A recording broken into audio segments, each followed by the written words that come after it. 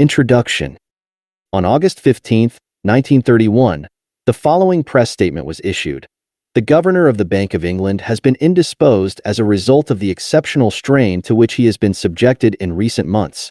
Acting on medical advice, he has abandoned all work and has gone abroad for rest and change.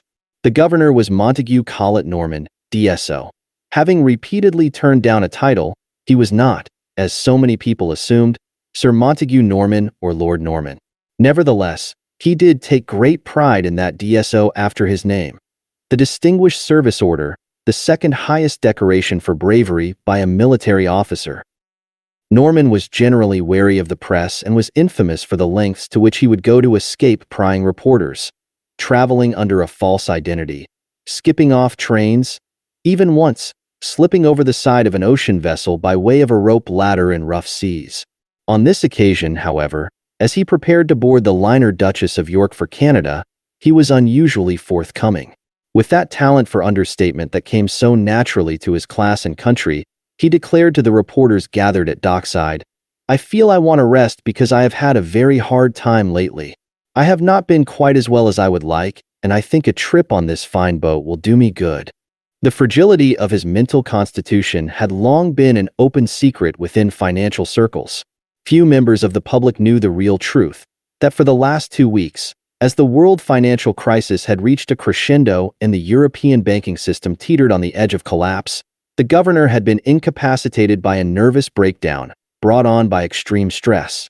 The bank press release, carried in newspapers from San Francisco to Shanghai, therefore came as a great shock to investors everywhere. It is difficult so many years after these events to recapture the power and prestige of Montague Norman in that period between the wars. His name carries little resonance now, but at the time, he was considered the most influential central banker in the world, according to the New York Times, the monarch of an invisible empire. For Jean Monnet, godfather of the European Union, the Bank of England was then the citadel of citadels, and Montague Norman was the man who governed the citadel. He was redoubtable. Over the previous decade, he and the heads of the 3 other major central banks had been part of what the newspapers had dubbed the most exclusive club in the world. Norman, Benjamin Strong of the New York Federal Reserve Bank, Hjalmar Schacht of the Reichsbank, and Émile Moreau of the Banque de France had formed a quartet of central bankers who had taken on the job of reconstructing the global financial machinery after the First World War. But by the middle of 1931, Norman was the only remaining member of the original foursome. Strong had died in 1928 at the age of 55, Moreau had retired in 1930, and Schacht had resigned in a dispute with his own government in 1930 and was flirting with Adolf Hitler and the Nazi Party. And so the mantle of leadership of the financial world had fallen on the shoulders of this colorful but enigmatic Englishman with his waggish smile, his theatrical air of mystery, his Van Dyke beard, and his conspiratorial costume, broad-brimmed hat, flowing cape, and sparkling emerald tie pin. For the world's most important central banker to have a nervous breakdown as the global economy sank yet deeper into the second year of an unprecedented depression was truly unfortunate. Production in almost every country had collapsed. In the 2 worst hit, the United States and Germany, it had fallen 40%. Factories throughout the industrial world, from the car plants of Detroit to the steel mills of the Ruhr, from the silk mills of Lyons to the shipyards of Tyneside, were shuttered or working at a fraction of capacity. Faced with shrinking demand, businesses had cut prices by 25% in the 2 years since the slump had begun. Armies of the unemployed now haunted the towns and cities of the industrial nations. In the United States, the world's largest economy, some 8 million men and women, close to 15% of the labor force, were out of work. Another 2.5 million men in Britain and 5 million in Germany, the second and third largest economies in the world, had joined the unemployment lines. Of the 4 great economic powers, only France seemed to have been somewhat protected from the ravages of the storm sweeping the world, but even it was now beginning to slide downward. Gangs of unemployed youths and men with nothing to do loitered aimlessly at street corners, in parks, in bars and cafes. As more and more people were thrown out of work and unable to afford a decent place to live, grim jerry built shanty towns constructed of packing cases, Scrap iron, grease drums, tarpaulins, and even of motor car bodies had sprung up in cities such as New York and Chicago. There was even an encampment in Central Park. Similar makeshift colonies littered the fringes of Berlin, Hamburg, and Dresden. In the United States, millions of vagrants, escaping the blight of inner-city poverty, had taken to the road in search of some kind, any kind, of work. Unemployment led to violence and revolt. In the United States, food riots broke out in Arkansas, Oklahoma, and across the central and southwestern states. In Britain, the miners went out on strike, followed by the cotton mill workers and the weavers. Berlin was almost in a state of civil war. During the elections of September 1930, the Nazis, playing on the fears and frustrations of the unemployed and blaming everyone else, the Allies, the Communists, and the Jews, for the misery of Germany, gained close to 6.5 million votes, increasing their seats in the Reichstag from 12 to 107 and making them the second largest parliamentary party after the Social Democrats. Meanwhile, in the streets, Nazi and communist gangs clashed daily. There were coups in Portugal, Brazil, Argentina, Peru, and Spain. The biggest economic threat now came from the collapsing banking system. In December 1930, the Bank of United States, which despite its name was a private bank with no official status, went down in the largest single bank failure in U.S. history, leaving frozen some $200 million in depositors' funds. In May 1931, the biggest bank in Austria, the Kreditanstalt, owned by the Rothschilds no less, with $250 million in assets, closed its doors. On June 20th, President Herbert Hoover announced a one-year moratorium on all payments of debts and reparations stemming from the war. In July, the Danube Bank, the third largest in Germany, foundered, precipitating a run on the whole German banking system and a tidal wave of capital out of the country.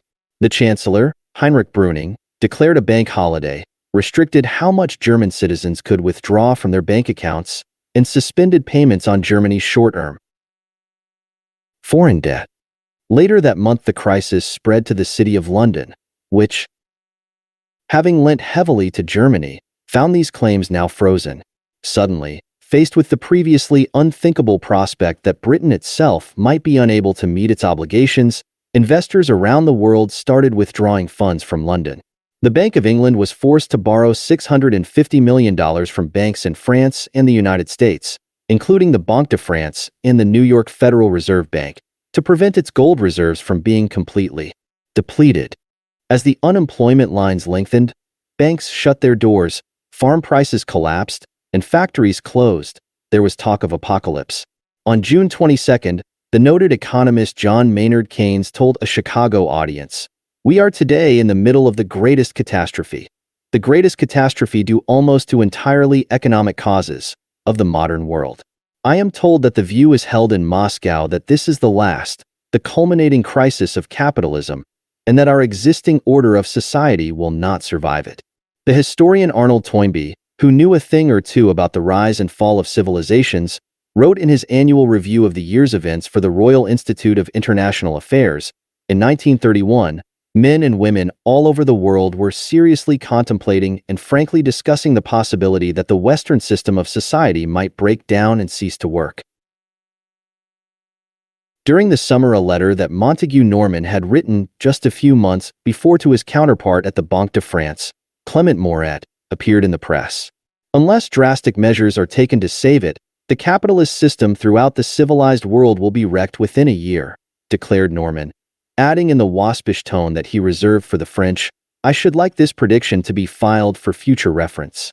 It was rumored that before he went off to convalesce in Canada, he had insisted that ration books be printed in case the country reverted to barter in the wake of a general currency collapse across Europe. At times of crisis, central bankers generally believe that it is prudent to obey the admonition that mothers over the centuries have passed on to their children. If you can't say anything nice, don't say anything at all. It avoids the recurring dilemma that confronts financial officials dealing with a panic. They can be honest in their public statements and thereby feed the frenzy, or they can try to be reassuring, which usually entails resorting to outright untruths. That a man in Norman's position was willing to talk quite openly about the collapse of Western civilization signaled loud and clear that, in the face of the economic blizzard, Monetary leaders were running out of ideas and ready to declare defeat. Not only was Norman the most eminent banker in the world, he was also admired as a man of character and judgment by financiers and officials of every shade of political opinion. Within that bastion of the plutocracy, the partnership of the House of Morgan, for example, no one's advice or counsel was more highly valued. The firm's senior partner, Thomas Lamont, would later acclaim him as the wisest man he had ever met. At the other end of the political spectrum, the British Chancellor of the Exchequer, Philip Snowden, a fervent socialist who had himself frequently predicted the collapse of capitalism, could write gushingly that Norman might have stepped out of the frame of the portrait of the most handsome courtier who ever graced the court of a queen, that his sympathy with the suffering of nations is as tender as that of a woman for her child, and that he had, in abundant measure, the quality of inspiring confidence. Norman had acquired his reputation for economic and financial perspicacity because he had been so right on so many things. Ever since the end of the war, he had been a fervent opponent of exacting reparations from Germany. Throughout the 1920s, he had raised the alarm that the world was running short of gold reserves. From an early stage, he had warned about the dangers of the stock market bubble in the United States. But a few lonely voices insisted that it was he and the policies he espoused, especially his rigid, almost theological belief in the benefits of the gold standard, that were to blame for the economic catastrophe that was overtaking the West. One of them was that of John Maynard Keynes. Another was that of Winston Churchill. A few days before Norman left for Canada on his enforced holiday, Churchill, who had lost most of his savings in the Wall Street crash 2 years earlier, wrote from Biarritz to his friend and former secretary Eddie Marsh, "Everyone I meet seems vaguely alarmed that something terrible is going to happen financially. I hope we shall hang Montague Norman if it does. I will certainly turn King's evidence against him." The collapse of the world economy from 1929 to 1933, now justly called the Great Depression, was the seminal economic event of the 20th century. No country escaped its clutches. For more than 10 years, the malaise that it brought in its wake hung over the world, poisoning every aspect of social and material life and crippling the future of a whole generation. From it flowed the turmoil of Europe in the low, dishonest decade of the 1930s, the rise of Hitler and Nazism, and the eventual slide of much of the globe into a Second World War even more terrible than the First. The story of the descent from the roaring boom of the 20s into the Great Depression can be told in many different ways. In this book, I have chosen to tell it by looking over the shoulders of the men in charge of the four principal central banks of the world: the Bank of England, the Federal Reserve System, the Reichsbank, and the Banque de France. When the First World War ended in 1918, among its innumerable casualties was the world's financial system. During the latter half of the 19th century, an elaborate machinery of international credit, centered in London, had been built upon the foundations of the gold standard and brought with it a remarkable expansion of trade and prosperity across the globe. In 1919, that machinery lay in ruins. Britain, France, and Germany were close to bankruptcy, their economies saddled with debt, their populations impoverished by rising prices, their currencies collapsing. Only the United States had emerged from the war economically stronger. Governments then believed matters of finance were best left to bankers, and so the task of restoring the world's finances fell into the hands of the central banks of the four major surviving powers: Britain, France, Germany, and the United States. This book traces the efforts of these central bankers to reconstruct the system of international finance after the First World War. It describes how, for a brief period in the mid-1920s, they appeared to succeed. The world's currencies were stabilized, capital began flowing freely across the globe, and economic growth resumed once again. But beneath the veneer of boomtown prosperity, cracks began to appear, and the gold standard, which all had believed would provide an umbrella of stability, proved to be a straitjacket. The final chapters of the book describe the frantic and eventually futile attempts of central bankers as they struggled to prevent the whole world economy from plunging into the downward spiral of the Great Depression.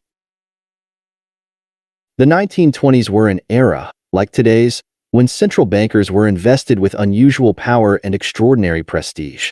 For men in particular dominate this story. At the Bank of England was the neurotic and enigmatic Montague Norman. At the Banque de France, Émile Moreau, xenophobic and suspicious. At the Reichsbank, the rigid and arrogant, but also brilliant and cunning Jalmer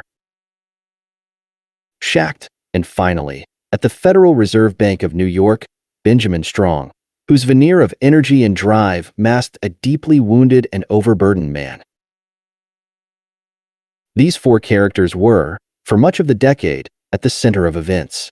Their lives and careers provide a distinctive window into this period of economic history, which helps to focus the complex history of the 1920s, the whole sorry and poisonous story of the failed peace, of war debts and reparations, of hyperinflation, of hard times in Europe and bonanza in America, of the boom and then the ensuing bust, to a more human and manageable scale. Each in his own way illuminates the national psyche of his time. Montague Norman, with his quixotic reliance on his faulty intuition, embodied a Britain stuck in the past and not yet reconciled to its newly diminished standing in the world.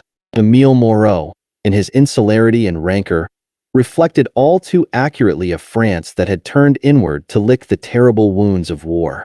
Benjamin Strong, the man of action, represented a new generation in America, actively engaged in bringing its financial muscle to bear in world affairs. Only Jalmer Schacht, in his angry arrogance, seemed out of tune with the weak and defeated Germany for which he spoke, although perhaps he was simply expressing a hidden truth about the nation's deeper mood. There is also something very poignant in the contrast between the power these four men once exerted and their almost complete disappearance from the pages of history. Once styled by newspapers as the world's most exclusive club, these four once familiar names, lost under the rubble of time, now mean nothing to most people. The 1920s were a time of transition. The curtain had come down on one age, and a new age had yet to begin. Central banks were still privately owned, their key objectives to preserve the value of the currency and douse banking panics. They were only just beginning to espouse the notion that it was their responsibility to stabilize the economy. During the 19th century, the governors of the Bank of England and the Banque de France were shadowy figures, well known in financial circles but otherwise out of the public eye. By contrast, in the 1920s, very much like today, central bankers became a major focus of public attention. Rumors of their decisions and secret meetings filled the daily press as they confronted many of the same economic issues and problems that their successors do today. Dramatic movements in stock markets, volatile currencies, and great tides of capital spilling from one financial center to another. They had to operate, however, in old-fashioned ways with only primitive tools and sources of information at their disposal. Economic statistics had only just begun to be collected. The bankers communicated by mail, at a time when a letter from New York to London took a week to arrive, or, in situations of real urgency, by cable. It was only in the very last stages of the drama that they could even contact one another on the telephone, and then only with some difficulty. The tempo of life was also different. No one flew from one city to another. It was the golden age of the ocean liner when a transatlantic crossing took 5 days, and one traveled with one's manservant, evening dress being de rigueur at dinner. It was an era when Benjamin Strong, head of the New York Federal Reserve, could disappear to Europe for 4 months without raising too many eyebrows. He would cross the Atlantic in May, spend the summer crisscrossing among the capitals of Europe consulting with his colleagues, take the occasional break at some of the more elegant spas and watering holes, and finally return to New York in September. The world in which they operated was both cosmopolitan and curiously parochial. It was a society in which racial and national stereotypes were taken for granted as matters of fact rather than prejudice, a world in which Jack Morgan, son of the mighty Pierpont Morgan, might refuse to participate in a loan to Germany on the grounds that Germans were second-rate people, or oppose the appointment of Jews and Catholics to the Harvard Board of Overseers because the Jew is always a Jew first and an American second, and the Roman Catholic, I fear, too often, a papist first and an American second.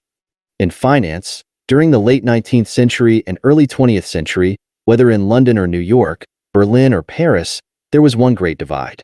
On one side stood the big Anglo-Saxon banking firms, J.P. Morgan, Brown Brothers, Barings. On the other, the Jewish concerns, the four branches of the Rothschilds, Lazards, the great German Jewish banking houses of Warburgs and Kuhnloeb, and mavericks such as Sir Ernest Cassel. Though the WASPs were, like so many people in those days, casually anti-Semitic, the two groups treated each other with a wary respect. They were all, however, snobs who looked down on interlopers. It was a society that could be smug and complacent, indifferent to the problems of unemployment or poverty. Only in Germany, and that is part of this story, did those undercurrents of prejudice eventually become truly malevolent. As I began writing of these four central bankers and the role each played in setting the world on the path toward the Great Depression, another figure kept appearing, almost intruding into the scene. John Maynard Keynes, the greatest economist of his generation, though only 36 when he first appears in 1919. During every act of the drama so painfully being played out, he refused to keep quiet, insisting on at least one monologue even if it was from off stage. Unlike the others, he was not a decision maker. In those years, he was simply an independent observer, a commentator.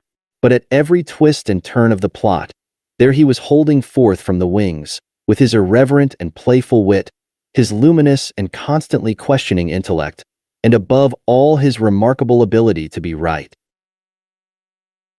Keynes proved to be a useful counterpoint to the other four in the story that follows. They were all great lords of finance, standard-bearers of an orthodoxy that seemed to imprison them. By contrast, Keynes was a gadfly, a Cambridge don, a self-made millionaire, a publisher, journalist, and best-selling author who was breaking free from the paralyzing consensus that would lead to such disaster. Though only a decade younger than the four grandees, he might have been born into an entirely different generation. To understand the role of central bankers during the Great Depression, it is first necessary to understand what a central bank is and a little about how it operates. Central banks are mysterious institutions, the full details of their inner workings so arcane that very few outsiders, even economists, fully understand them. Boiled down to its essentials, a central bank is a bank that has been granted a monopoly over the issuance of currency. This power gives it the ability to regulate the price of credit, interest rates, and hence to determine how much money flows through the economy. Despite their role as national institutions determining credit policy for their entire countries, in 1914 most central banks were still privately owned. They therefore occupied a strange hybrid zone, accountable primarily to their directors, who were mainly bankers, paying dividends to their shareholders, but given extraordinary powers for entirely non-profit purposes. Unlike today, however, when central banks are required by law to promote price stability and full employment, in 1914 the single most important, indeed overriding, objective of these institutions was to preserve the value of the currency. At the time, all major currencies were on the gold standard, which tied a currency in value to a very specific quantity of gold. The pound sterling, for example, was defined as equivalent to 113 grains of pure gold, a grain being a unit of weight notionally equal to that of a typical grain taken from the middle of an ear of wheat. Similarly, the dollar was defined as 23.22 grains of gold of similar fineness. Since all currencies were fixed against gold, a corollary was that they were all fixed against one another. Thus there were 113/23.22 or $4.86 to the pound. All paper money was legally obligated to be freely convertible into its gold equivalent, and each of the major central banks stood ready to exchange gold bullion for any amount of their own currencies. Gold had been used as a form of currency for millennia. As of 1913, a little over $3 billion, about a quarter of the currency actually circulating around the world, consisted of gold coins, another 15% of silver, and the remaining 60% of paper money. Gold coinage, however, was only a part, and not the most important part, of the picture. Most of the monetary gold in the world, almost two-thirds, did not circulate but lay buried deep underground, stacked up in the form of ingots in the vaults of banks.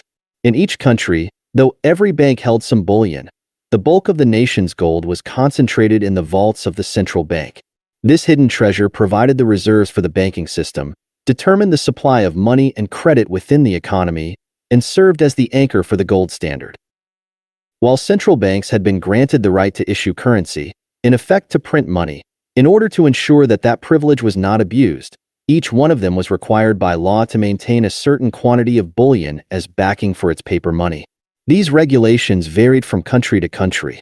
For example, at the Bank of England, the first $75 million equivalent of pounds that it printed were exempt, but any currency in excess of this amount had to be fully matched by gold. The Federal Reserve, the Fed, on the other hand, was required to have 40% of all the currency it issued on hand in gold, with no exemption floor. But varied as these regulations were, their ultimate effect was to tie the amount of each currency automatically and almost mechanically to its central bank's gold reserves. In order to control the flow of currency into the economy, the central bank varied interest rates. It was like turning the dials up or down a notch on a giant monetary thermostat. When gold accumulated in its vaults, it would reduce the cost of credit, encouraging consumers and businesses to borrow and thus pump more money into the system. By contrast, when gold was scarce, interest rates were raised, consumers and businesses cut back, and the amount of currency in circulation contracted. Because the value of a currency was tied, by law, to a specific quantity of gold, and because the amount of currency that could be issued was tied to the quantity of gold reserves, governments had to live within their means, and when strapped for cash, could not manipulate the value of the currency. Inflation therefore remained low. Joining the gold standard became a badge of honor, a signal that each subscribing government had pledged itself to a stable currency and orthodox financial policies. By 1914, 59 countries had bound their currencies to gold. Few people realized how fragile a system this was, built as it was on so narrow a base. The totality of gold ever mined in the whole world since the dawn of time was barely enough to fill a modest two-story townhouse.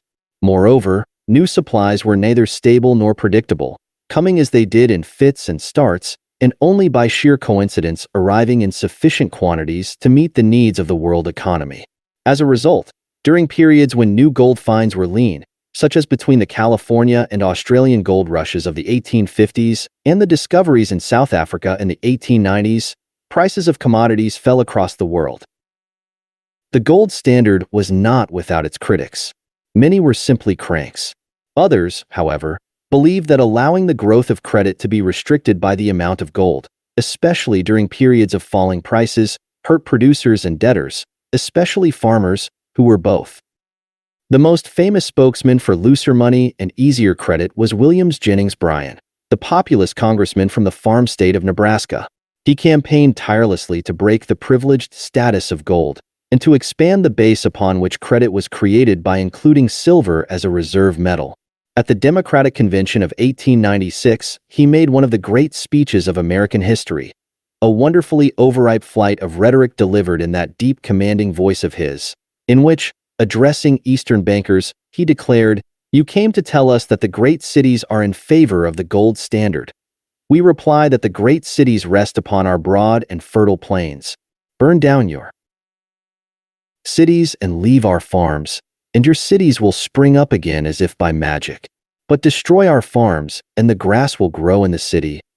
You shall not press down upon the brow of labor this crown of thorns.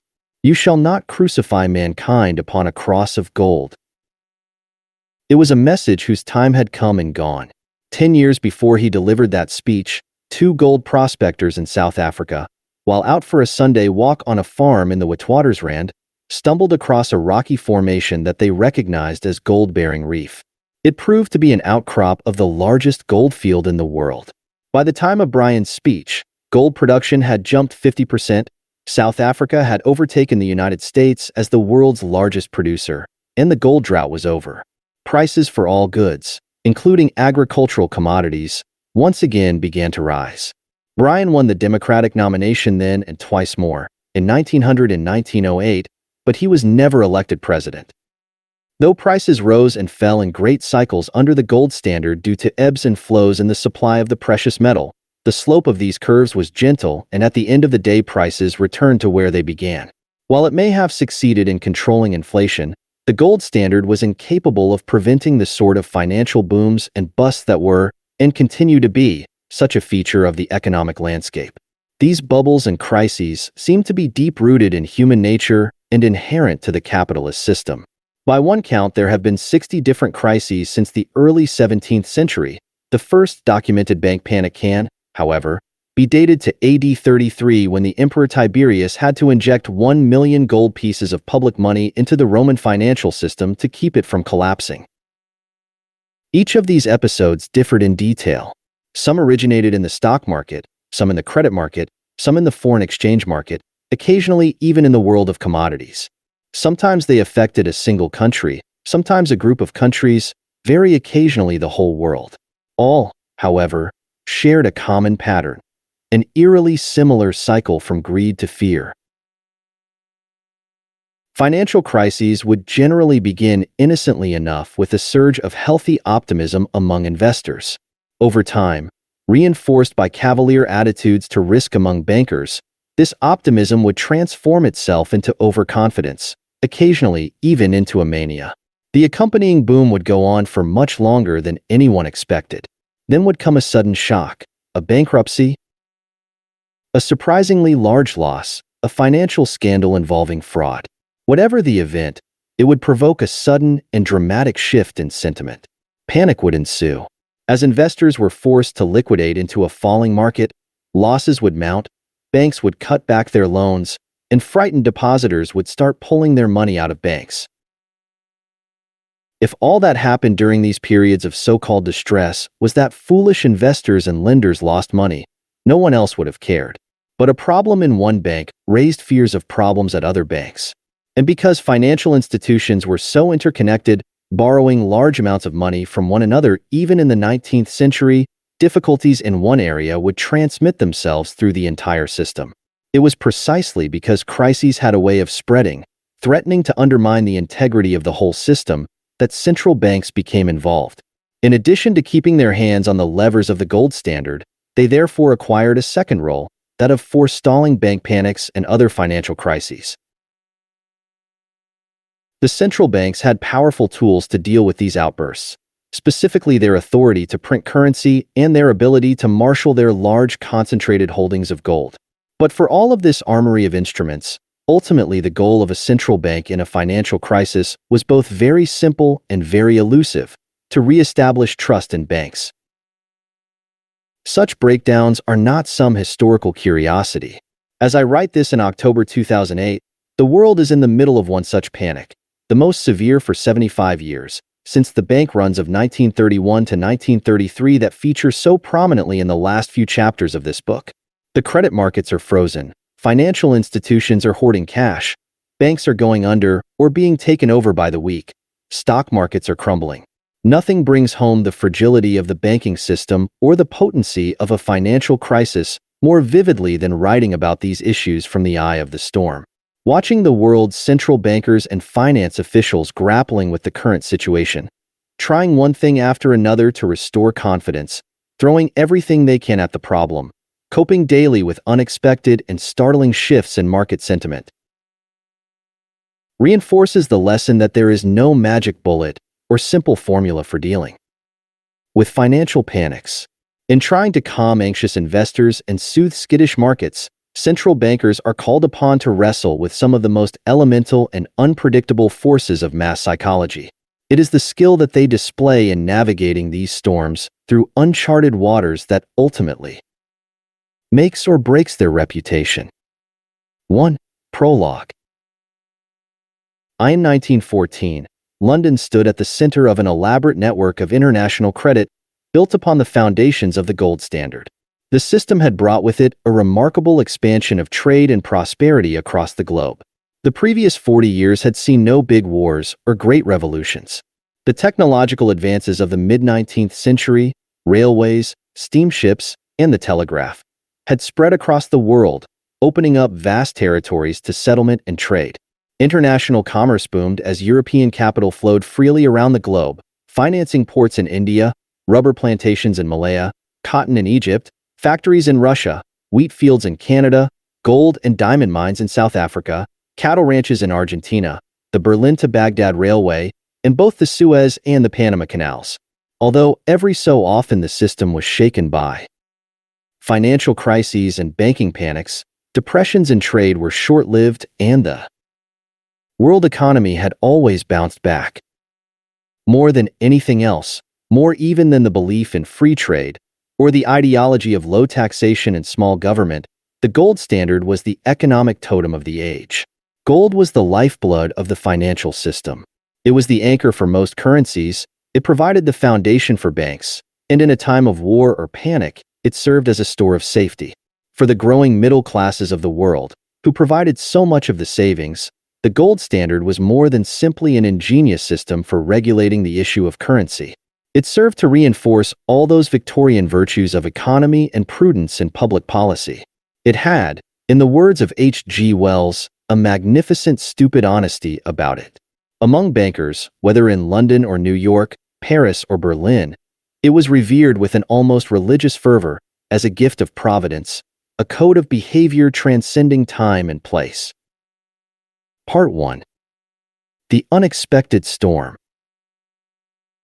In 1909, the British journalist Norman Angell, then Paris editor of the French edition of the Daily Mail, published a pamphlet entitled Europe's Optical Illusion. The thesis of his slim volume was that the economic benefits of war were so illusory, hence the title, and the commercial and financial linkages between countries now so extensive that no rational country should contemplate starting a war. The economic chaos, especially the disruptions to international credit, that would ensue from a war among the great powers would harm all sides, and the victor would lose as much as the vanquished. Even if war were to break out in Europe by accident, it would speedily be brought to an end. Angell was well placed to write about global interdependence. All his life he had been something of a nomad. Born into a middle-class Lincolnshire family, he had been sent at an early age to a French lycée in St. Omer. At 17, he became the editor of an English-language newspaper in Geneva, attending the university there, and then, despairing of the future of Europe, emigrated to the United States. Though only 5 feet tall and of slight build, he plunged into a life of manual labor, working in California for 7 years variously as a vine planter, irrigation ditch digger, cowpuncher, mail carrier, and prospector, before eventually settling down as a reporter for the St. Louis Globe-Democrat and the San Francisco Chronicle. Returning to Europe in 1898, he moved to Paris, where he joined the Daily Mail. Engell's pamphlet was issued in book form in 1910 under the title The Great Illusion. The argument that it was not so much the cruelty of war as its economic futility that made it unacceptable as an instrument of state power struck a chord in that materialistic era. The work became a cult. By 1913, it had sold more than 1 million copies and been translated into 22 languages, including Chinese, Japanese, Arabic, and Persian. More than 40 organizations were formed to spread its message. It was quoted by Sir Edward Grey, the British Foreign Secretary, by Count von Metternich, and by Jean Jouers, the French socialist leader. Even Kaiser Wilhelm, better known for his bellicosity than his embrace of pacifism, was said to have expressed some interest in the theory. Engell's most prominent disciple was Reginald Brett, 2nd Viscount Esher, a liberally minded establishment figure and close confidant of King Edward VII. Though Lord Esher had been offered numerous high positions in government, he preferred to remain merely deputy constable and lieutenant governor of Windsor Castle while exerting his considerable influence behind the scenes. Most important, he was a founding member of the Committee of Imperial Defense, an informal but powerful organization formed after the debacles of the Boer War to reflect and advise on the military strategy of the British Empire. In February 1912, the committee conducted hearings on issues related to trade in time of war. Much of the German merchant marine was then insured through Lloyd's of London, and the committee was dumbfounded to hear the chairman of Lloyd's testify that in the event of war, were German ships to be sunk by the Royal Navy, Lloyd's would be both honor-bound and, according to its lawyers, legally obliged to cover the losses. The possibility that while Britain and Germany were at war, British insurance companies would be required to compensate the Kaiser for his sunken tonnage made it hard even to conceive of a European conflict. It was no wonder that during a series of lectures on the Great Illusion delivered at Cambridge and the Sorbonne, Lord Esher would declare that new economic factors clearly prove the inanity of war, and that the commercial disaster, financial ruin, and individual suffering of a European war would be so great as to make it unthinkable. Lord Esher and Angel were right about the meager benefits and the high costs of war. But trusting too much in the rationality of nations and seduced by the extraordinary economic achievements of the era, a period the French would later so evocatively call La Belle Époque, they totally misjudged the likelihood that a war involving all the major European powers would break out. 2. A strange and lonely man. Britain, 1914. On Tuesday, July 28, 1914, Montague Norman, then one of the partners in the Anglo-American merchant banking firm of Brown Shipley, came up to London for the day. It was the height of the holiday season, and like almost everyone else of his class in Britain, he had spent much of the previous week in the country. He was in the process of dissolving his partnership and was required briefly in the city. That same afternoon, it was reported that Austria had declared war on Serbia and was already bombarding Belgrade. Despite this news, Norman, feeling far from well under the strain of the painful negotiations, decided to return to the country. Neither he nor almost anyone else in Britain imagined that over the next few days the country would face the most severe banking crisis in its history, that the international financial system, which had brought so much prosperity to the world, would completely unravel, and that, within less than a week, most of Europe, Britain included, would have stumbled blindly into war. Norman, indeed most of his countrymen, had paid only cursory attention to the brewing European crisis over the previous month. The assassination in Sarajevo of the Archduke Franz Ferdinand, heir presumptive to the Austrian Empire, and his wife Sophie by a comic opera band of bomb-throwing Serbian nationalists on June 28, had seemed at the time to be just another violent chapter in the disturbed history of the Balkans. It did finally capture the news headlines in Britain when Austria issued an ultimatum to Serbia on July 24, accusing it of being complicit in the assassination and threatening war. But even then, most people blithely continued with their relaxed summer schedule. It was hard to get too concerned about a crisis in Central Europe when the Prime Minister himself, H.E.H. Asquith, felt sufficiently at ease to insist upon his weekend of golfing in Berkshire, and the Foreign Secretary, Sir Edward Grey, had gone off, as he did every weekend in the summer, to his lodge in Hampshire for a spot of trout fishing.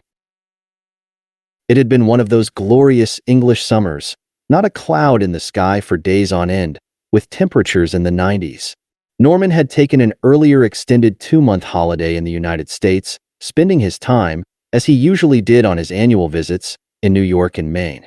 He had sailed back to England at the end of June, to spend a leisurely July in London, enjoying the good weather, catching up with old friends from Eton, and passing the days at Lord's watching cricket, a family obsession.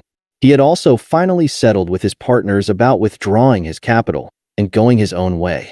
It had been a painful decision.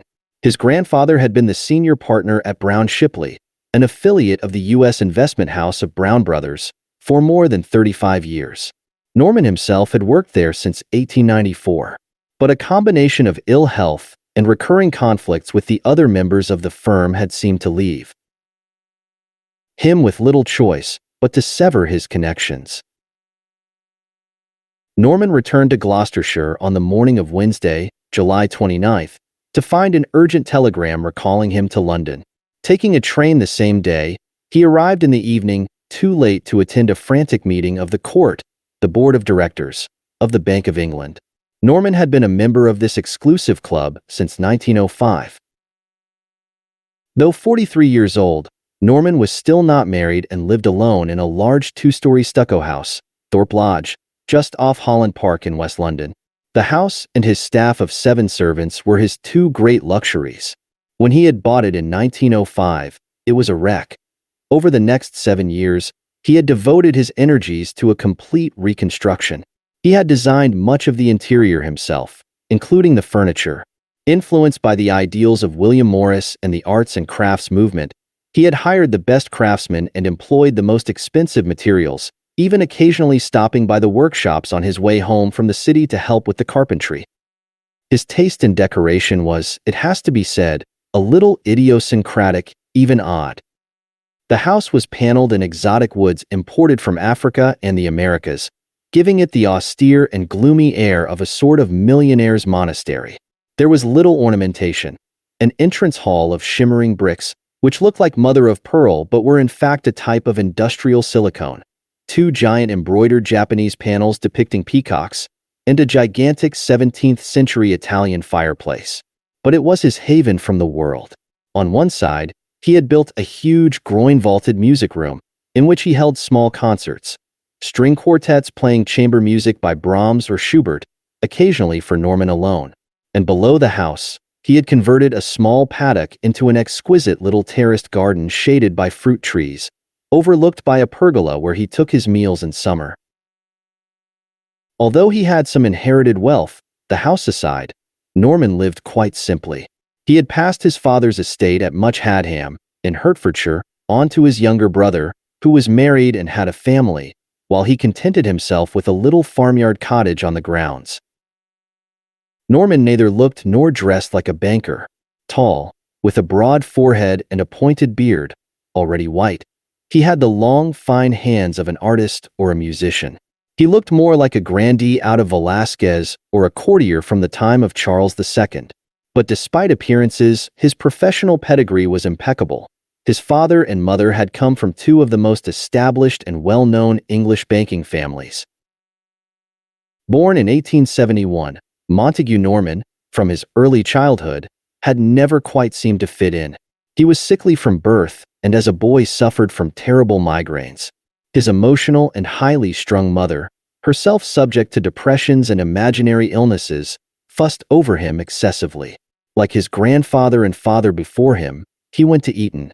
But unlike his grandfather, father, uncle, and eventually his brother, who had all been captains of the cricket 11, Montague did not excel in the atmosphere of competition and athleticism, and was a misfit, lonely, isolated, and generally moody.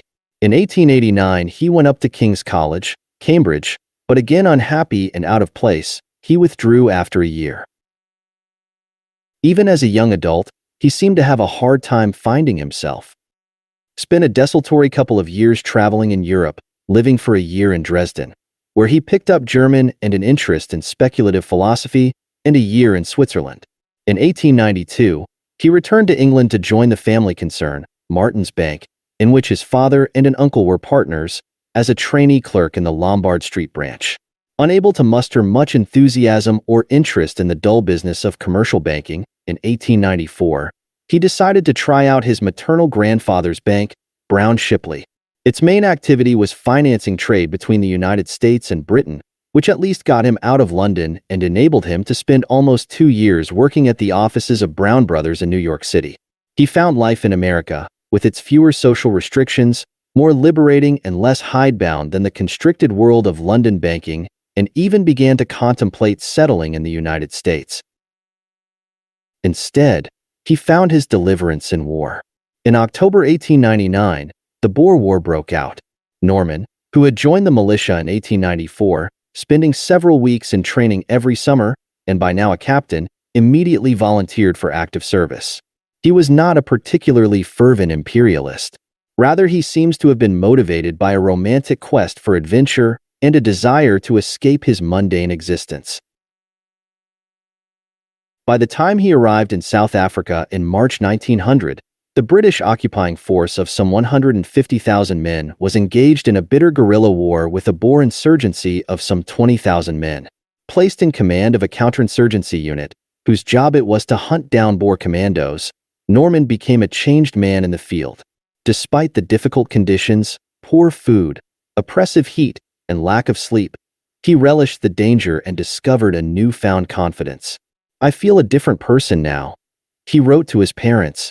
"One looks ahead with something of dismay to the time when one will again have to settle down to civilized life." He was eventually awarded a DSO, the Distinguished Service Order, the second highest decoration for bravery by an officer. It would remain one of his proudest achievements. For many years, even when he had attained worldwide prominence, it was the only distinction that he insisted on including in his entry in the British edition of Who's Who. But sheer physical hardship took its toll on his frail constitution, and in October 1901, he developed severe gastritis and was invalid home. Back in civilian life, he spent the next 2 years rebuilding his health, including several months convalescing at his uncle's villa at Hyères on the Riviera, thus beginning a long affair with the Côte d'Azur. Not until 1905 was he able to resume full-time work at Brown Shipley, where for the next 6 years he was one of the 4 main partners, an especially dispiriting time marred by endless disagreements with his colleagues over business strategy. But it was his personal life that weighed most on him. In 1906, a broken engagement drove him into the first of his nervous breakdowns. Thereafter, he displayed the classic signs of manic depression, periods of euphoria followed by severe despondency. Normally one of the most charming of companions, when afflicted by one of his black moods, which could last for weeks, he would become extremely irritable, indulging in tantrums and lashing out irrationally at anyone and everyone around him. After 1909, these episodes intensified until in September 1911 he collapsed. Advised by his doctors to take a complete rest, he worked only intermittently for the next 3 years, becoming progressively more reclusive. As if searching for something, he traveled a great deal. He embarked on a 3-month holiday through Egypt and the Sudan in December 1911 and set off, a year later, on another extended journey through the West Indies and South America. In Panama, a friendly bank manager recommended that he consult the Swiss psychiatrist Dr. Carl Jung. He immediately returned to Europe and arranged for an appointment in Zurich. In April 1913, following a few days of tests, including blood and spinal fluid tests, the rising young psychiatrist informed Norman that he was suffering from general paralysis of the insane, GPI, a term then used to describe the onset of mental illness associated with tertiary syphilis, and that he would be dead in a few months. While some of the symptoms of GPI were in fact similar to those associated with manic depression, sudden shifts between euphoria and profound melancholy, bursts of creativity followed by suicidal tendencies, delusions of grandeur. This was an egregious misdiagnosis. Profoundly shaken, Norman sought a second opinion from another Swiss doctor, Dr. Roger Vittes, a specialist in nervous diseases, under whose care he spent the next 3 months in Zurich. Vittes had developed a method of alleviating mental stress, using techniques similar to those used in meditation. His patients were taught to calm themselves by concentrating on a series of elaborate patterns, or sometimes on a single word. Vittes would later become very popular in certain social circles in London, where his patients included Lady Adeline Morel, Julian Huxley, and T.S. Eliot. For Norman, it was the beginning of a lifelong history of experimenting with esoteric religions and spiritual practices. For a while, he was a practicing theosophist. In the 1920s, he became a follower of Émile Coué, a French psychologist who preached the power of self-mastery through conscious autosuggestion, a sort of New Age positive thinking cult very much in vogue during those years. He even dabbled in spiritualism. He would end up embracing all sorts of strange ideas, insisting to one of his colleagues, for example, that he could walk through walls. Because he also took a certain mischievous pleasure in twitting people with his more unconventional notions, it was always difficult to know how seriously to take him. It was perhaps not surprising that Norman should have acquired a reputation as an oddity and an eccentric. He was viewed by his city acquaintances as a strange and lonely man who spent his evenings alone in his grand house immersed in Brahms, and who frequently quoted the Chinese sage Lao Tzu. He certainly made no attempt to fit into the clubby atmosphere of the city. His interests were primarily aesthetic and philosophical, and though he counted a few bankers among his close friends, he generally preferred to mix in a more eclectic circle of artists and designers. By Thursday, July 30th, it had become apparent that what had initially appeared to be just a remote Balkan affair between a fading empire and one of its minor states was escalating toward a general European war. In response to Austria's attack on Serbia, Russia had now ordered a general mobilization. The international political crisis brought a financial crisis in its wake. The Berlin, Vienna, Budapest, Brussels, and St. Petersburg stock exchanges all had to suspend trading. With all the bourses of Europe except Paris's shut, the panic liquidation of securities concentrated on London. On Friday, July 31st, when Norman arrived at his city office, just north of the Bank of England, he found the financial community solidly against any British involvement in a continental conflict. David Lloyd George, the Chancellor of the Exchequer, would later recount how Walter Cunliffe, the Governor of the Bank of England, a man of few words not usually given to theatrical displays, came to plead, with tears in his eyes, "Keep us out of it. We shall be ruined if we are dragged in." London was the financial capital of the world, and the city's livelihood depended much more on foreign finance than on providing capital to domestic industry. The merchant bankers housed in the warren of streets around the Bank of England, that select inner circle of household names, Rothschilds, Barings, Morgan Grenfell, Lazards, Hambros, Schroders, Kleinwarts, and Brown Shipley, which gave the City of London its mystique, oversaw the greatest international lending operation the world had ever seen. Every year $1 billion of foreign bonds were issued through London bankers. In the previous year, Barings and the Hong Kong and Shanghai Bank had syndicated a loan of $125 million to China. Hambros had brought a loan to the Kingdom of Denmark to market. Rothschilds had underwritten a $50 million issue for Brazil and was in the midst of negotiations for another loan. There had been bond issues for Romania, for the cities of Stockholm, Montreal, and Vancouver. In April, Schroders had even led an $80 million bond issue for the imperial government of Austria, a country against which Britain might soon be at war. All of this financing and the profits that went with it would dry up in the event of war. The closure of stock exchanges around Europe and the risk that gold shipments would be prohibited, causing the entire gold standard to unravel, created a more immediate problem. It was now difficult, if not impossible, for Europeans to send money abroad to settle their trade debts. The merchant banks, which had guaranteed all this paper, were faced with bankruptcy. Bankers were not the only ones terrified by the threat posed to world financial order by the prospect of war. Even the Foreign Secretary, Sir Edward Grey, who of all the cabinet had staked his career on the ambiguous understanding with France and was most committed to fighting, warned the French ambassador that the coming conflict will plunge the finances of Europe into trouble, that Britain was facing an economic and financial crisis without precedent, and that British neutrality might be the only way of averting the complete collapse of European credit. At 10 o'clock on Friday morning, a notice was posted on the door of the stock exchange announcing that it was to be closed until further notice, for the first time since its founding in 1773. Banks around the city began refusing to pay out gold sovereigns to customers. Soon a long queue assembled outside the Bank of England on Threadneedle Street, the one bank that remained legally obliged to convert £5 notes into gold coins. There was no panic, just an atmosphere of acute anxiety, while the crowd, many of them women who stood nervously fingering their notes, was admitted into the bank's inner courtyard. An even larger group of bemused onlookers gathered on the steps of the Royal Exchange opposite.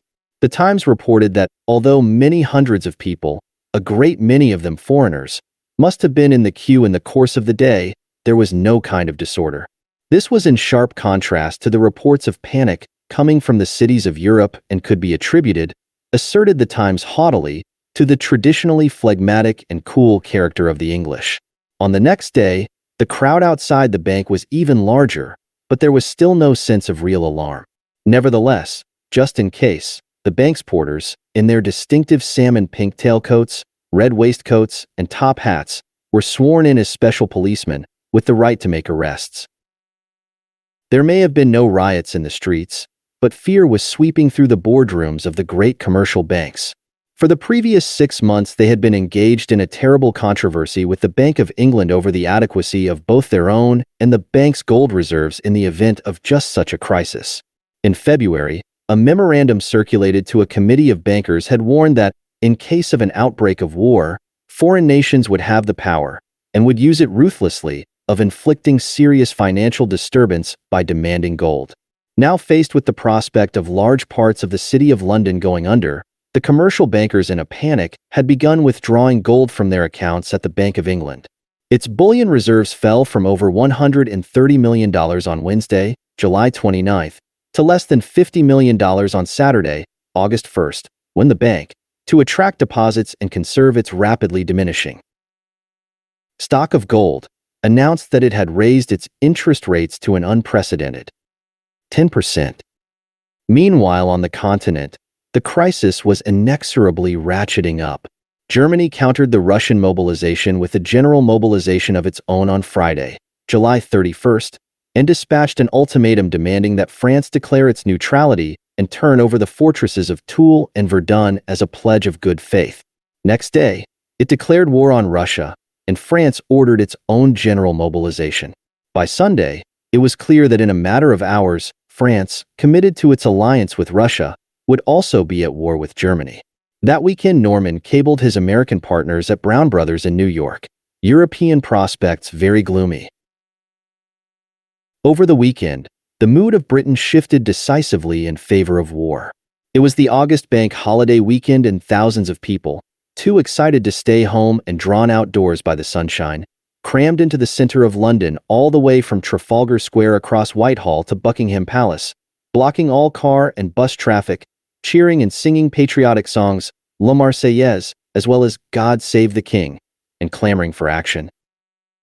On Monday, the city would normally have been completely deserted for the August bank holiday. Instead, Norman joined 150 other bankers gathered at the Bank of England. It was a stormy meeting. As Lloyd George, the Chancellor of the Exchequer, would later remark, "Financiers in a fright do not make a heroic picture." Many of the men participating did not know whether or not they had lost everything they had. Voices were raised, and one banker even shook his fist at the governor himself. The meeting decided to recommend to the Chancellor that the bank holiday should be extended for another 3 days to buy time for the panic to subside. The Treasury also announced that all trade debts would automatically be extended for an extra month, while the Bank of England decided how best to go about bailing out the merchant banks threatened with insolvency or even bankruptcy. 2. Norman's immediate concern in those first few days was simply to make sure that Brown Shipley would survive. Otherwise, he would have no hope of getting his capital out. Over the weekend, hundreds of the firm's American clients, stranded in Europe, gathered at the Pall Mall offices, trying to cash their letters of credit. But as the dust began to settle, it became apparent that with so much of the firm's business concentrated in the United States, which remained happily neutral, it would emerge relatively unscathed. As a member of the Court of the Bank of England, however, Norman found himself having to spend most of his time on the business of the bank, particularly in trying to disentangle the labyrinth of unpaid trade debts.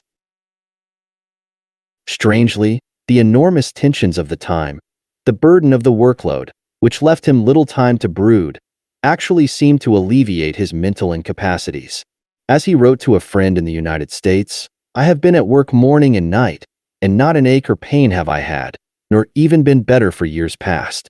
In an odd but very real way, the war was to be good for him. 3. The Young Wizard.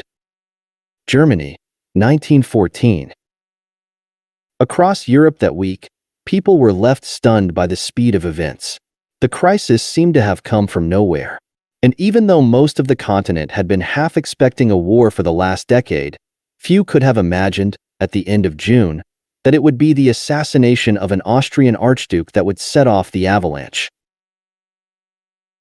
The continued complacency of most Germans during the month of July 1914, even after the assassination in Sarajevo, was very much the result of a deliberate campaign by their own government to project a surface of calm.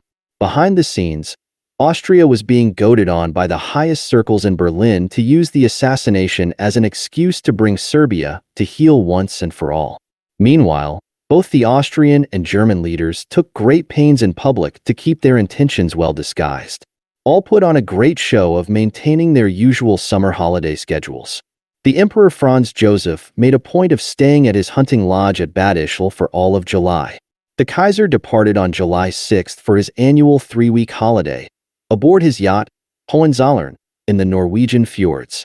The Chancellor, Theobald von Bethmann-Hollweg, came to Berlin for some emergency meetings in early July, but rapidly resumed his holiday on his 7,500-acre estate at Hohenfinau, some 30 miles away, while the Chief of the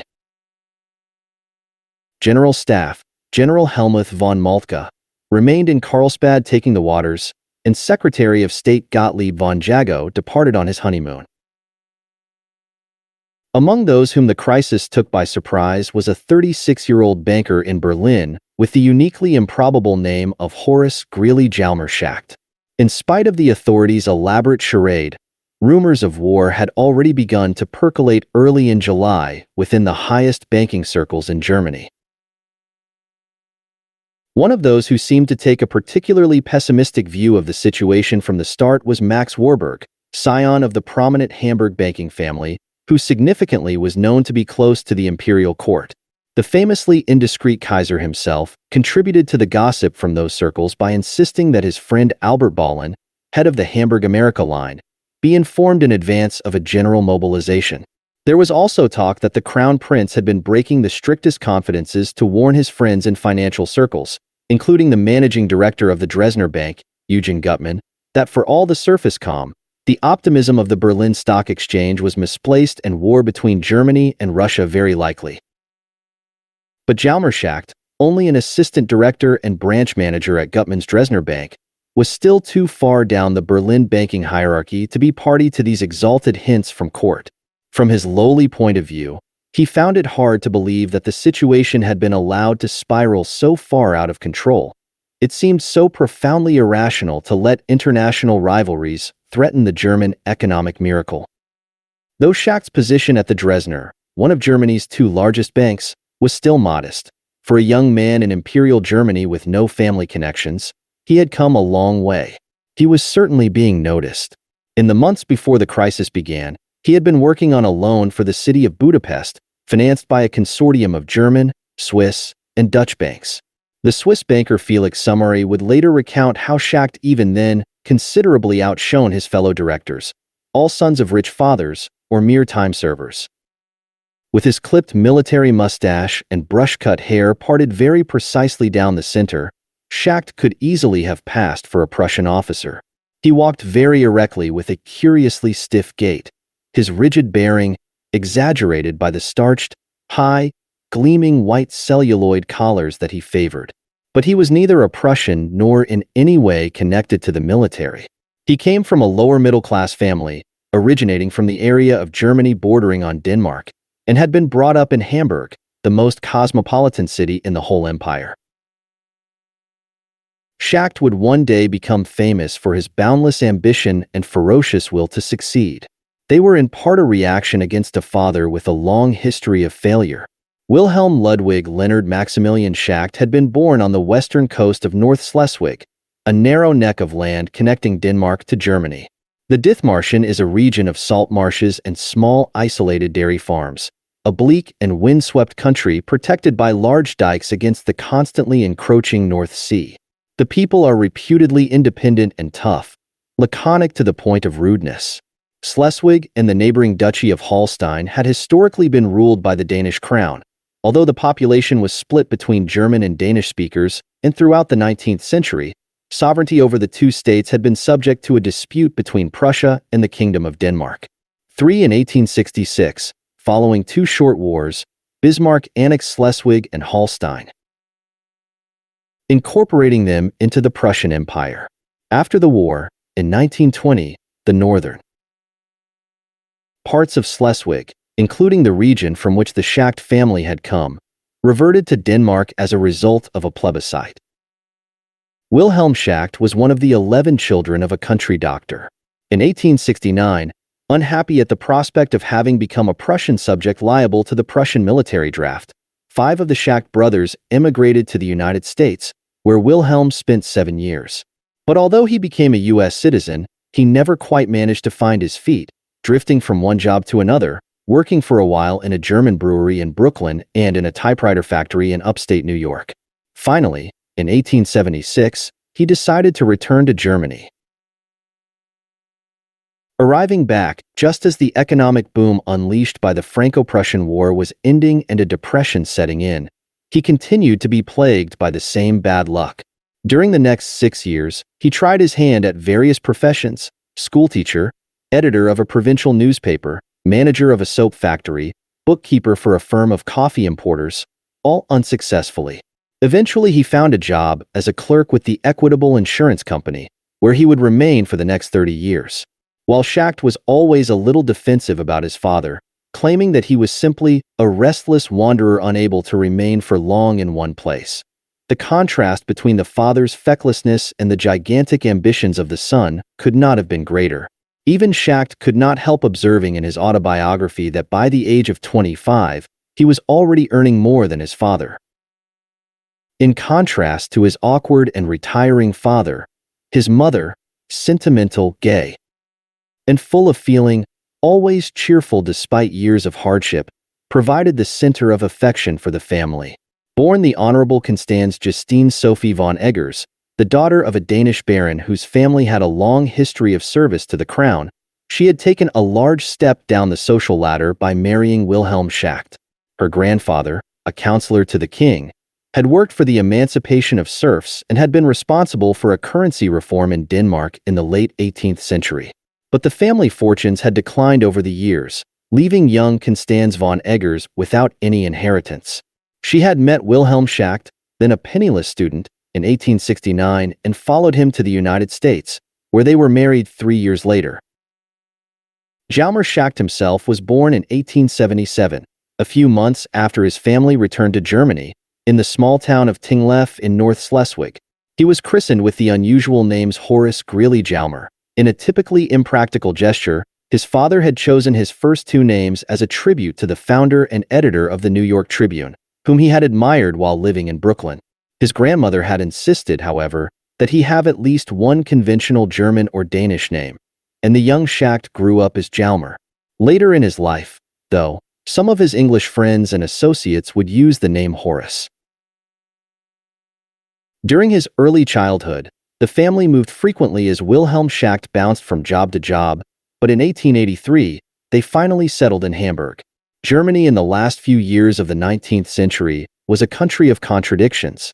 Gripped by the most rigid class system in Europe, in fact almost a caste system, and governed by an autocratic constitution that still vested most of the power in the monarch and in the Junker military cadre surrounding him, it simultaneously offered Europe's most meritocratic educational system. But for that, Schacht might have been condemned to the narrow confines of lower middle-class existence as a clerk or perhaps a teacher. Instead, in 1886, at the age of 9, he was accepted into the Johanneum, one of the finest gymnasia in Hamburg, where he received a rigorous classical education, emphasizing Latin, Greek, and mathematics. He could not completely escape the constrictions of his class-ridden society. Life at school was full of petty humiliations stemming from his family's poverty, taunts at his living in a ratty tenement district, mockery of the cheap cloth of his trousers, sharing a graduation gown because he could not afford to buy one for himself. Cold-shouldered by the richer students, he was solitary, obsessively hard-working, and conscientious. In 1895, Schacht graduated from the Johanneum and entered a university.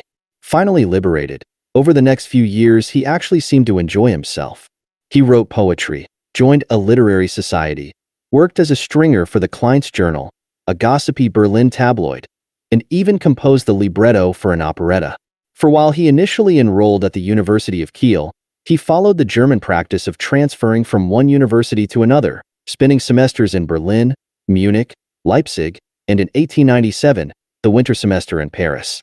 He began as a medical student, tried his hand at literature and philology, and eventually graduated with a major in political economy, going on to write a doctoral thesis on the foundations of English mercantilism in the 18th century.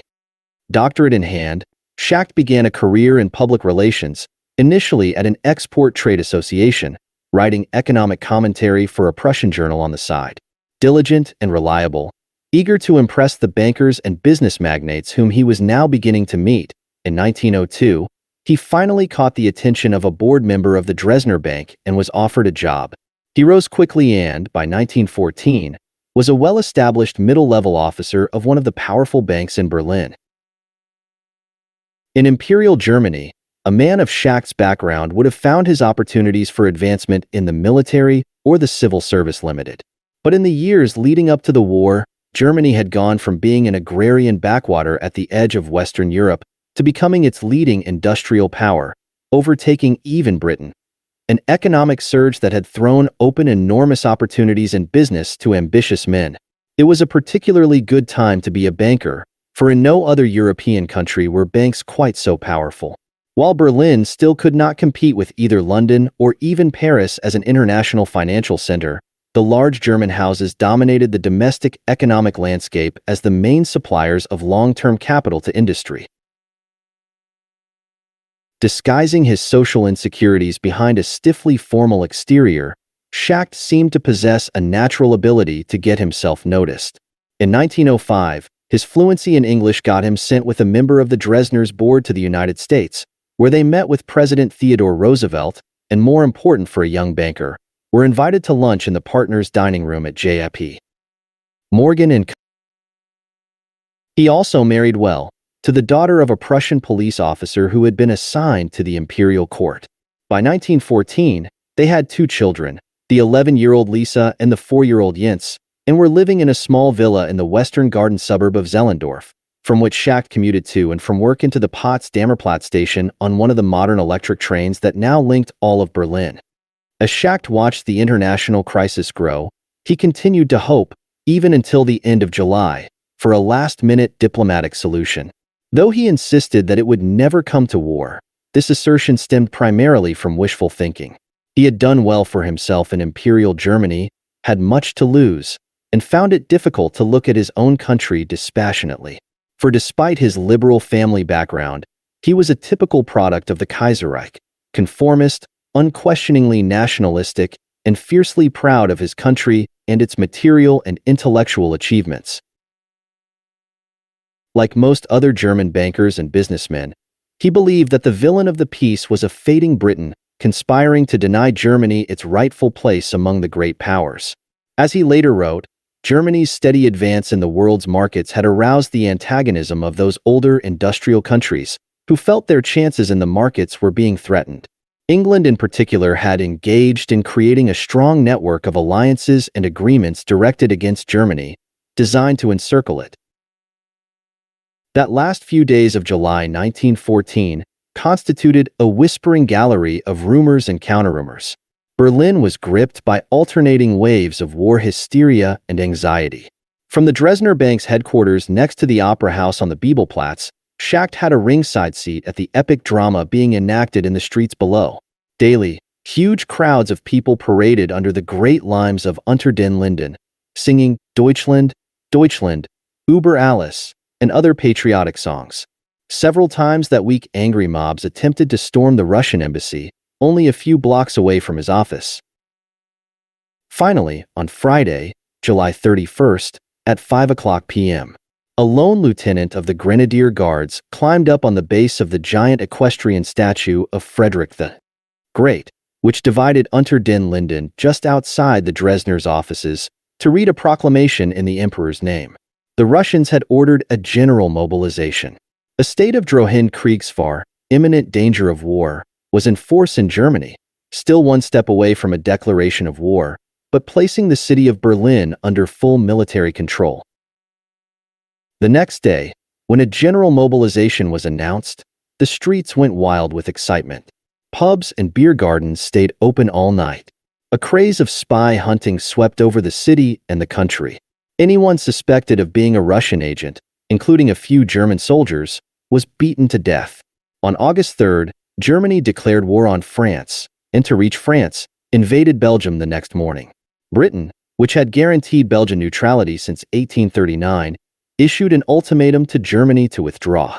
When this expired at midnight on August 4th and Germany found herself at war with Britain, a large, howling mob stoned all the windows of the British embassy, then moved on to the Hotel Adlon next door to demand the heads of English journalists staying there. Bizarre rumors spread through the country. According to one police report, the Paris banking house of Mendelssohn is trying to send 100 million francs in gold across Germany to Russia. The hunt for gold cars became a curious obsession in the countryside. Vehicles driven by innocent Germans were accosted by armed peasants and gamekeepers. A German countess and a duchess were even shot by accident. Nevertheless, despite the public hysteria, those first few days of war proved to be relatively benign. Germany seemed to be weathering the financial storm that swept across Europe remarkably well.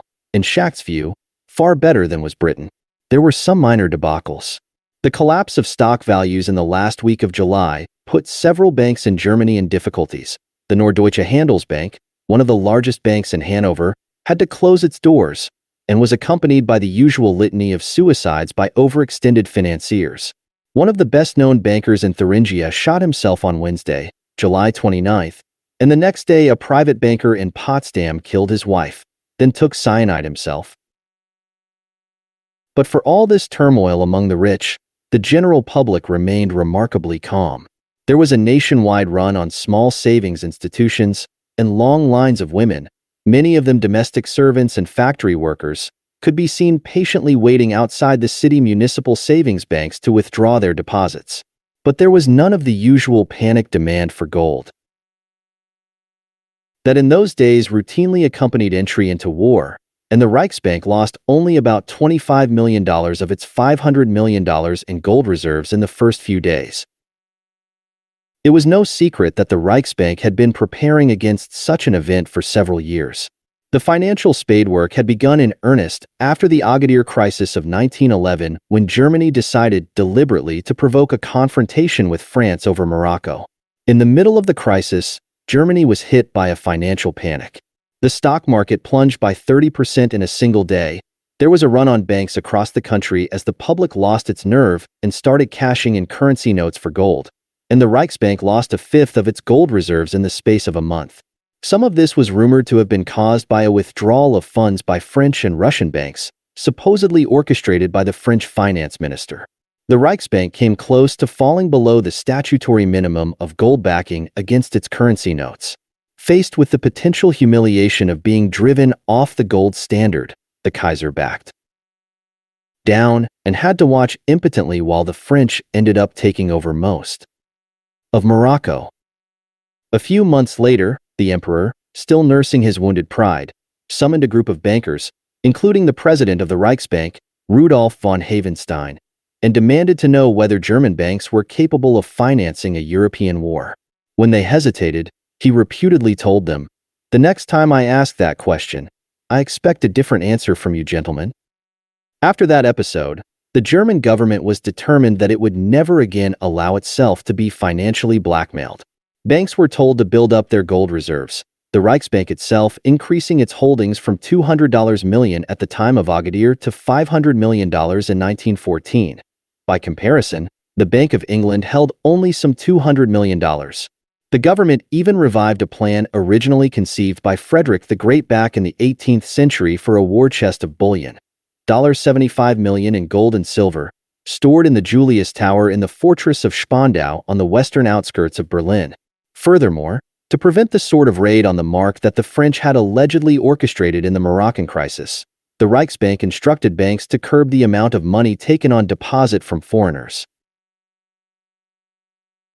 With all these measures under its belt, the Reichsbank entered August 1914 with large enough gold reserves on hand to feel confident about avoiding a replay of 1911, and was also quick, once the crisis became apparent, to take preemptive action by suspending the gold convertibility of the mark on July 31st. But as Schacht watched the long columns of soldiers in their field gray uniforms marching through the cheering, weeping crowds of Berlin, he could not help thinking back to Prince Bismarck. The Iron Chancellor had spent his whole career making sure that Germany would not be so isolated within Europe that it would have to fight a war on two fronts against Russia and France. As a schoolboy of 17, Schacht had attended a torchlight procession staged in honor of the prince, then 79 years old, in retirement at his estate at Friedrichsruh in the Saxon forest, just outside Hamburg. The image of a tremendous solemnity emanating from the old man, as though he alone foresaw how onerous and dark the future would be, engraved itself on Schacht's memory. He liked to think that during the parade Bismarck had cast that piercing look directly at him in an attempt to warn the young man and the other schoolboys gathered there, not to allow his work to be carelessly destroyed.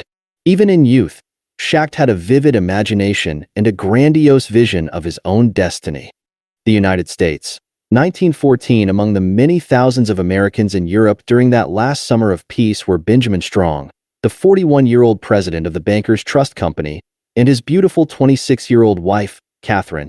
Theirs was a leisurely trip, combining work and pleasure.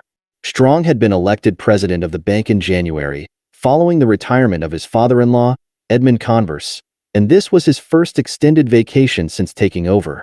He had left the United States in the middle of May and, after visiting Paris on business, met up with Catherine in Berlin. They spent several weeks there with Catherine's older sister, the Baroness Antoinette von Romberg, who had moved to Berlin in 1907 after a highly public divorce and child custody battle in New York, and married Baron Maximilian von Romberg, a Prussian aristocrat and captain in the 18th Fusiliers. The Strongs then proceeded to London and were in England when news of the Archduke's assassination arrived. However, the reaction of the financial markets was muted, and they felt no need to rush home. Instead, they remained in London for several weeks, not sailing back to America until late July. Benjamin Strong in 1914. They returned to New York more concerned about the threats to business prosperity from the Democratic administration than about a European conflagration. By the last week of July, Strong was back at his office at 14 Wall Street. At 37 stories high, the Bankers Trust headquarters was one of the great signature buildings of the financial district, the third tallest in the city, its crown a granite 7-story stepped pyramid, visible for miles around. Finished from floor to ceiling in the most delicate Tavernelle Claire cream-colored Italian marble, the bank's offices were among the most luxurious in the city. In the mere 12 years since its founding, Bankers Trust had grown more than 30-fold. With deposits of close to $200 million, it was the second largest trust company in the country and considered one of the dominant institutions on Wall Street. Nevertheless, it was still surrounded with a certain mystery. In 1912, during the Peugeot Committee hearings on the power of New York banks and the money trust, it came to light that though Bankers Trust had numerous stockholders, the entire voting power was vested in the hands of just 3 trustees. Henry Davison, a senior partner at J.P. Morgan & Co. View that Bankers Trust was simply one more manifestation of the power of the House of Morgan. The summer had been very quiet on Wall Street. After a bull market that had stretched through the first few years of the century, stocks had been flat for almost 4 years, and the volume of trading was low. Members of the exchange had taken advantage of the July lull in trading to move to their summer homes on Long Island or the Jersey Shore. The first signs of crisis hit New York on Tuesday, July 28, when Austria declared war on Serbia. The Dow fell by 3 points from 79 to 76, a decline of 4%, but the next day seemed to recover its poise, despite the suspension of trading on the major markets across Europe, from Rome to Brussels, including the largest on the continent, Berlin.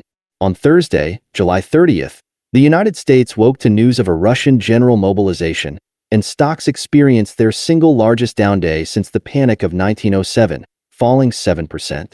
Although no one saw even a remote likelihood that the United States would become involved, it was widely feared that as the biggest importer of capital in the world, it would be badly hurt by a shutdown of international credit. In the mere 12 years since its founding, Bankers Trust had grown more than 30-fold. With deposits of close to $200 million, it was the second largest trust company in the country and considered one of the dominant institutions on Wall Street. Nevertheless, it was still surrounded with a certain mystery. In 1912, during the Peugeot Committee hearings on the power of New York banks and the money trust, it came to light that though Bankers Trust had numerous stockholders, the entire voting power was vested in the hands of just 3 trustees. Henry Davison, a senior partner at J.P. Morgan & Co. View that Bankers Trust was simply one more manifestation of the power of the House of Morgan. The summer had been very quiet on Wall Street. After a bull market that had stretched through the first few years of the century, stocks had been flat for almost 4 years, and the volume of trading was low. Members of the exchange had taken advantage of the July lull in trading to move to their summer homes on Long Island or the Jersey Shore.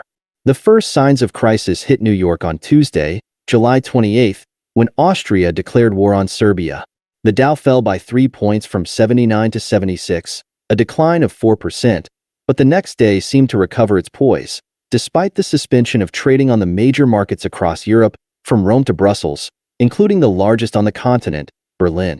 On Thursday, July 30th, the United States woke to news of a Russian general mobilization, and stocks experienced their single largest down day since the Panic of 1907. Although no one saw even a remote likelihood that the United States would become involved, it was widely feared that as the biggest importer of capital in the world, it would be badly hurt by a shutdown of international credit. Some $500 million in European loans to Americans was scheduled to fall due between the beginning of August and the end of the year. Under normal circumstances, it would have been taken for granted that these would be rolled over.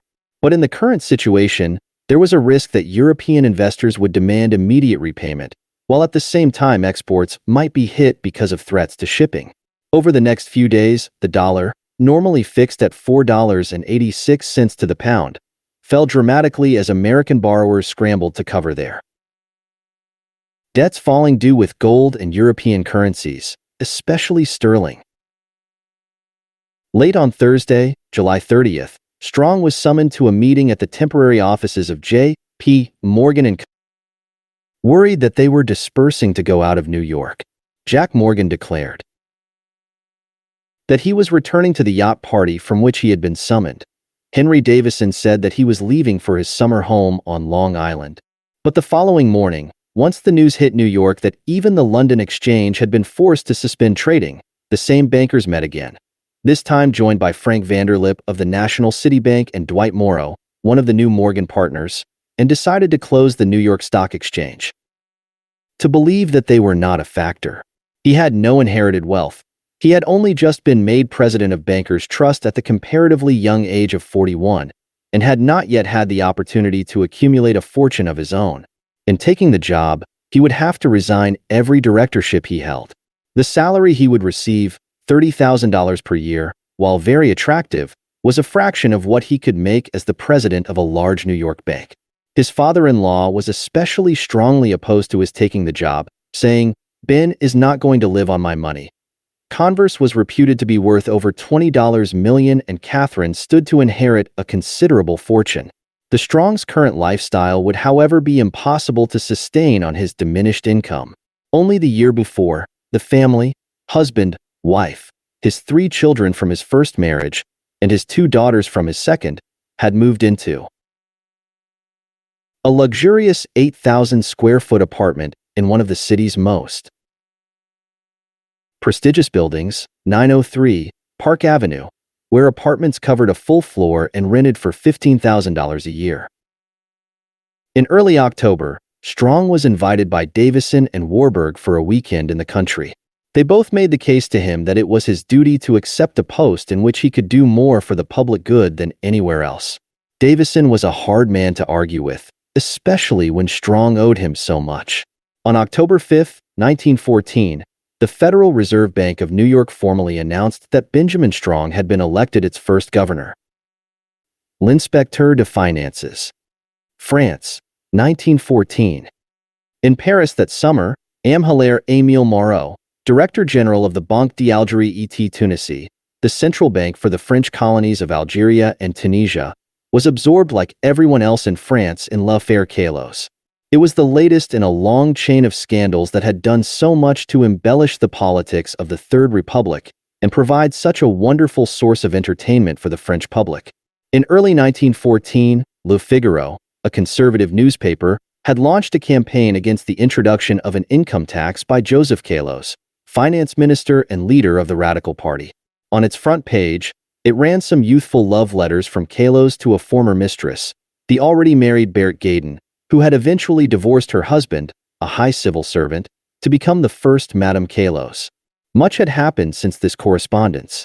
After Calos had married Berthe, he started an affair with yet another married woman, the tall, ash-blonde Henriette Clertai, divorced Berthe, and married his new mistress, Émile Moreau, in March 1914, the second Madame Calos, outraged that her husband's affairs, even those prior to her arrival in his life, should be so scandalously publicized, and perhaps fearing that some of their own adulterous correspondence might also find its way into the press, took matters into her own hands.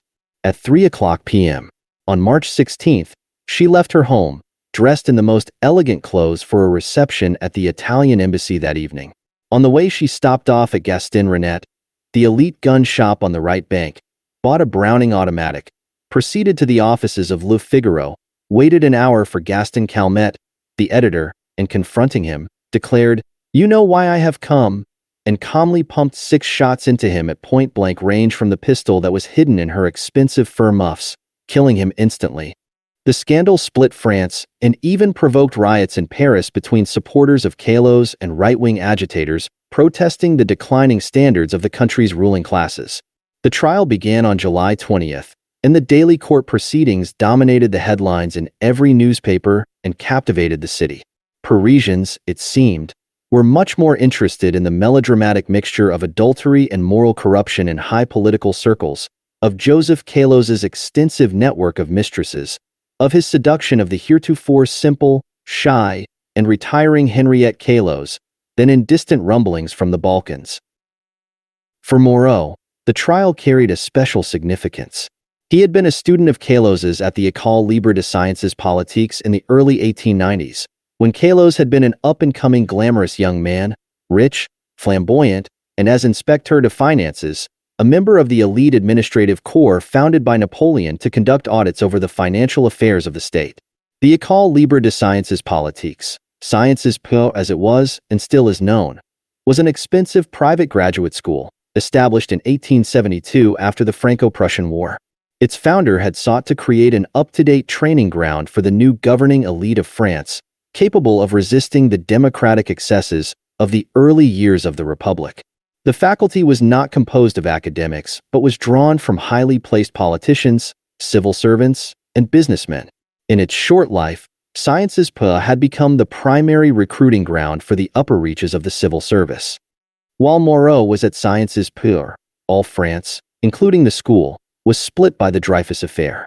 In 1894, a young Jewish artillery officer, Captain Alfred Dreyfus, was wrongly convicted of treason when French intelligence officials conspired to fabricate evidence that he had worked as a spy for Germany.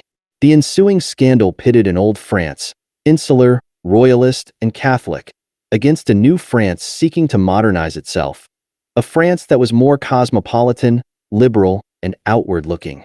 The head of Sciences Po was a committed Dreyfusard, and several anti-Dreyfusard professors eventually resigned in protest. Unlike most his fellow students at Sciences Po, with their well-to-do, sophisticated Parisian backgrounds, Moreau was a provincial who had only arrived in Paris in 1893, at the age of 25, to enroll at the school. Born in Poitiers, the son of a local magistrate, Moreau had attended the lycée there and then obtained a license in law from its university. His family, minor gentry from Poitou, the ancient countryside around Poitiers, had roots there that went far back into history. One of his ancestors, Dutron de Bornier, had represented the area in the provincial assembly during the 18th century. His great-grandfather, Joseph Marie-François Moreau, had been a representative of the Third Estate when the Estates General gathered at Versailles in 1789 to launch what was to be the Revolution. He later sat in the convention that did so much to press the Revolution home. He had subsequently become an important figure in the local administration, even after the restoration of the monarchy, as Receveur General de Finance, responsible for collecting the taxes of the newly established Department of Vienne. In 1896, Moreau followed in Calos's footsteps and, after a brilliant performance in the ferociously competitive entrance exams for the upper civil service, had also become an inspecteur de finances. Although the examination system had made the inspectorate largely meritocratic, candidates still had to have a parental guarantee of a private income of 2,000 francs per year until they were promoted. Moreau was now a member of the elite administrative class that exercised the true power in France during those years. The country was nominally governed by a clique of ministers who rotated in and out of office at the mercy of a vociferous and fractious National Assembly. Governments had a typical life of less than 7 months. There was a total of 50 different ministries in the 44 years between the founding of the Third Republic in 1870 and 1914, some lasting a single day. But behind all the minor dramas of ministers resigning, governments falling, and the roundabout of the same old faces, France was run by this quiet, confident, extremely able, and well-trained college of mandarins. Once inside the civil service, Moreau rose rapidly. In 1899, Kalos became Minister of Finance, the first of his eventual 7 terms in that position, and Moreau worked under him. In 1902, Moreau was handpicked by the new Minister of Finance, Maurice Rouvier, to be his chef de cabinet.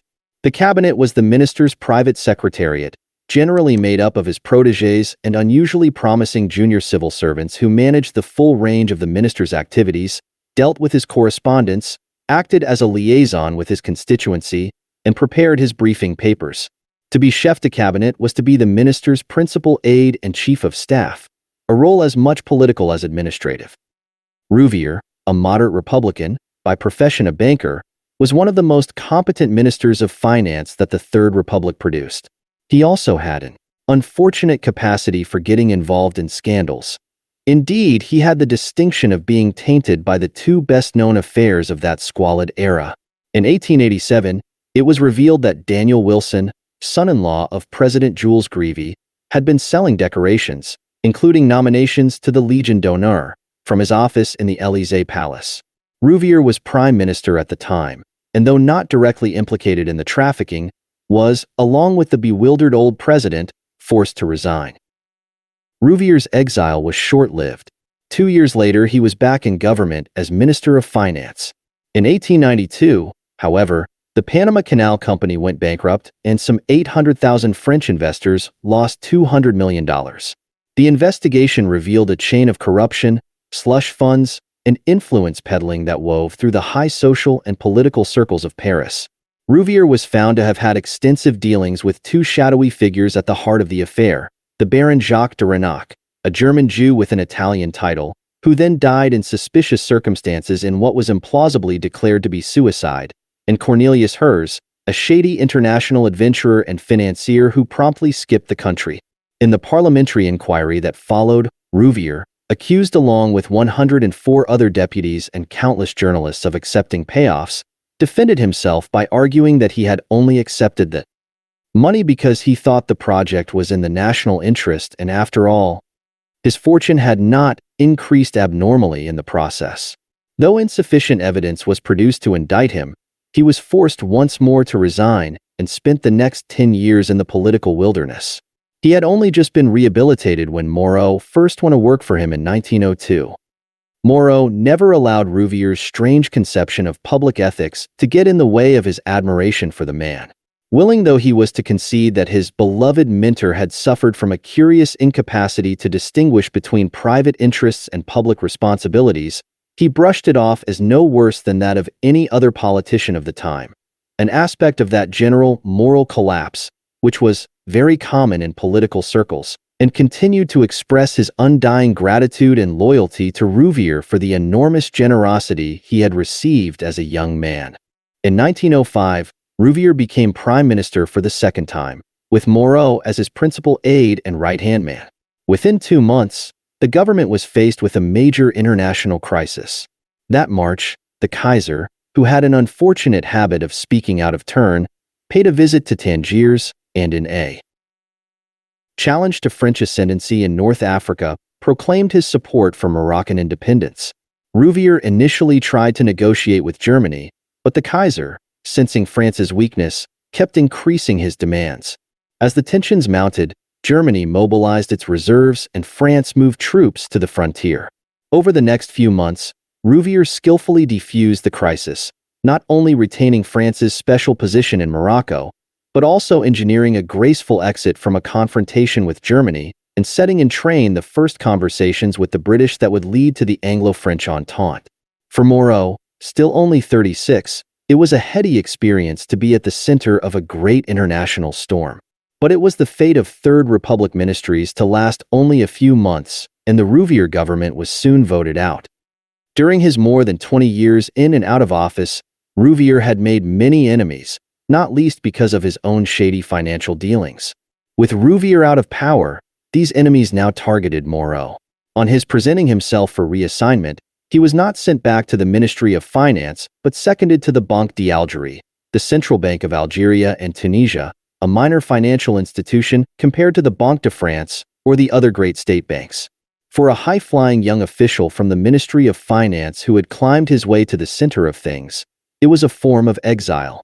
It was not quite as onerous as it sounds, because Algeria had a special status among French possessions, and the bank's headquarters were in the heart of political Paris, within a stone's throw of the National Assembly and the Ministry of Foreign Affairs at 207 Boulevard Saint-Germain. While privately owned, the Banque d'Algérie was one of the key organs of colonial policy. Over the next 8 years, Moreau, who was promoted to Director General in 1911, was instrumental in the development of the Algerian wine industry, was at the forefront of the fight against usury among the Tunisian Berbers, and worked closely with the military governor of Morocco, the future Maréchal Liaquat, to help finance public works during the military occupation and subsequent colonization of Morocco. He was, and saw himself as, much more than just a banker. He was a servant of the state. In January 1914, he was made a Commandeur de la Légion d'honneur, a distinction restricted to no more than 1,250 people. But for all these achievements, the Banque d'Algérie was still a backwater for so ambitious and talented an official. His former contemporaries at the ministry were now running the finances not of a mere colony but of the whole country and its empire. When he thought back on what had happened to him, he could not help being bitter. He had been stuck in this dead-end job for the last 8 years, apparently forgotten. Perhaps Moreau had risen too far and too fast, arousing resentments among his peers. Perhaps it was that he was different from the others, a man of few words, blunt and almost rude, who had made no attempt to enter salon society and had none of the airs and graces of the Parisian higher civil servant. Very much a provincial, he proudly went out of his way to remain so. In 1908, he had been elected mayor of his home commune, Saint-Léomer. It was a tiny place of only a few hundred residents, but he seized every opportunity he had to go back there. His property, La Frissonnière, had been in the family since 1600. It was there that he felt most comfortable, among the friends with whom he had grown up, his fellow squires, the local notaries, and magistrates. In any other year, the last week of July would have found Moreau avidly awaiting the circular from the Minister of Agriculture, fixing the dates of the shooting season. He tried to make a point of being at La Frissonnière at the opening of hunting. As he liked to say, there were just enough quail, partridge, and rabbit on the estate to keep it exciting, and not so much that one got bored. But as July ran into August, it became apparent that this year, though the weather was perfect, he was going to have to leave his guns in their racks. By Monday, July 27th, several straws in the wind suggested that the Balkan crisis was beginning to assume alarming proportions. Madame Calos began to be progressively edged off the front pages of even the Parisian papers. Every evening, a crowd generally gathered on the Boulevard Poissonnière outside the offices of Le Matin, most popular of the French yellow papers, in whose windows were posted the latest bulletins. There were the inevitable fights. But no longer was it simply the opponents of Calos against his supporters. Brawls were now breaking out over national security, between those who opposed the extension of military service and the partisans of the Réveil National, the new patriotic movement. Also, gold coins began mysteriously to vanish from circulation, having been burned by disastrous experiments with paper money twice before, once in the early 18th century during the ill-fated Mississippi bubble, and then again by the assignats issued during the Revolution. The French had developed a healthy mistrust of banks and all but the hardest metallic currency. At the first sign of trouble, gold coins disappeared into those countless pièces de laine, the proverbial long woolen stockings in which every French peasant was said to keep his little hoard of gold under the mattress, or into those notaries' strongboxes where the bourgeoisie kept their savings. After 8 days of court proceedings, at 9:30 p.m. on the night of July 28th, the all-male jury voted 11-1 to acquit Madame Calos. They concluded that she had been so uncontrollably distraught over the revelations in Le Figaro as to be driven to violence. The murder was therefore to be deemed uncrime passional. For all its drama, the verdict came as something of an anticlimax. Fighting did break out outside the Palais de Justice, and a large contingent of policemen had to be deployed to disperse the royalist ultras of Action Française who hated Calos. But most Parisians were now more concerned about how to pay for their groceries. Gold or silver coins were hard to come by. The shops, even the cafes, had stopped accepting banknotes, and even the food markets at Les Halles had come to a grinding halt. By 4 o'clock the next morning, several hundred people gathered around the Banque de France to convert notes into gold. That afternoon, the crowd swelled to more than 30,000 in a line that wove for over a mile along the side streets surrounding the Hôtel du Toulouse, where the bank was headquartered, along the Rue de Radziwill, past the Palais Royal, and up the Rue de Rivoli to the Jardin des Tuileries. 250 policemen kept order. The Times's reporter was taken aback by this scene. All classes of society mingled in the interminable queue, and it was significant of the universal thriftiness in France that numbers of quite humble persons had evidently savings to withdraw from the guardianship of the National Bank. The bank announced that it was prepared to continue paying out gold for as long as was necessary. After all, it had the largest single hoard of gold in the world. In 1897, its incoming governor, Georges Paulin, had gathered his staff to tell them that the bank's duty was to prepare for every eventuality, his code word for a war of revenge against Germany to reverse the disaster of 1870. Under Paulin, the Banque de France had steadily begun to accumulate gold. Every time the Reichsbank's gold reserves increased, the bank was a step ahead, a sort of arms race with gold as the object. By July 1914, it had over $800 million in bullion. The French central bank had not, however, painstakingly built up this mountain of precious metal just to see it dissipated into the hands of its own nervous citizens. The treasure was there to support the state in a national endeavor. For more than a decade, every manager of the bank's more than 250 branches had kept locked in his safe, in a place that he was instructed should be always easily accessible, a secret envelope, to be opened only in the event of a general mobilization. Inside this envelope was Le Circulaire Bleu. Written on grayish-blue paper over Governor Paulin's signature, it contained each manager's instructions in the event of war. With general mobilization, he would face immense and perilous duties. He was to meet this formidable test with calmness, vigilance, initiative, and firmness. The first and immediate task would be to cease paying out gold immediately. Should the branch's town fall into enemy hands, he was to defend the assets in his care with all his authority and energy. Thus, when the order for general mobilization was issued at 4 p.m. on Saturday, August 1st, French gold reserves were immediately immobilized. An hour later, it was also impossible to get a taxi in Paris. All public transport, cars, wagons, and buses was requisitioned to move troops. The only way to get about was on foot. Within 24 hours, public services came to a grinding halt as every able-bodied male headed for the railway stations, the Gare du Nord and the Gare de l'Est. Even the grandest hotels, such as the Ritz and the Crillon, lost their waiters. Dinner was served by chambermaids.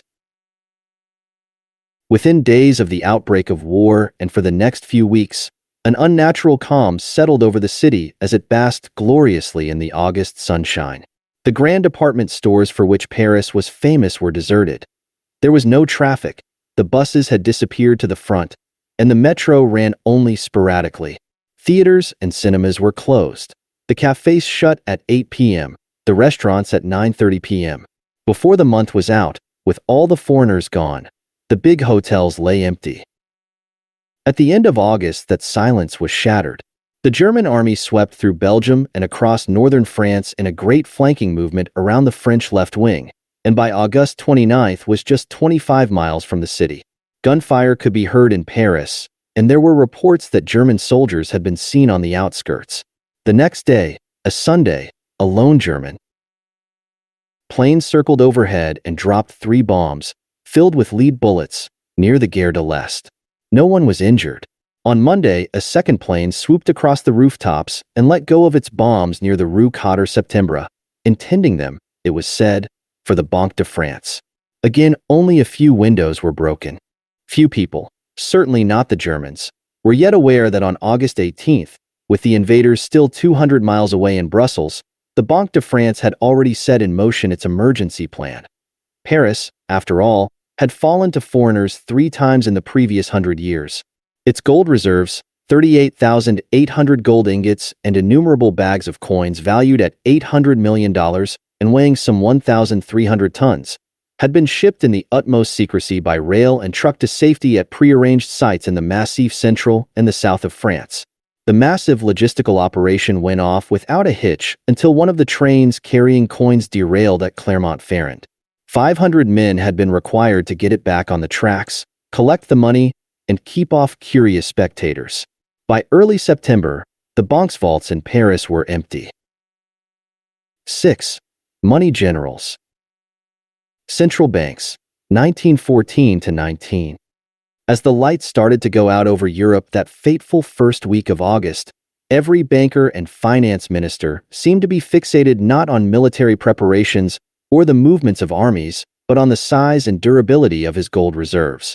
The obsession was almost medieval. This was, after all, 1914, not 1814. Paper money had been in wide use for more than 2 centuries, and merchants and traders had developed highly sophisticated systems of credit. The idea that the scope of the war might be limited by the amount of gold on hand seems anachronistic.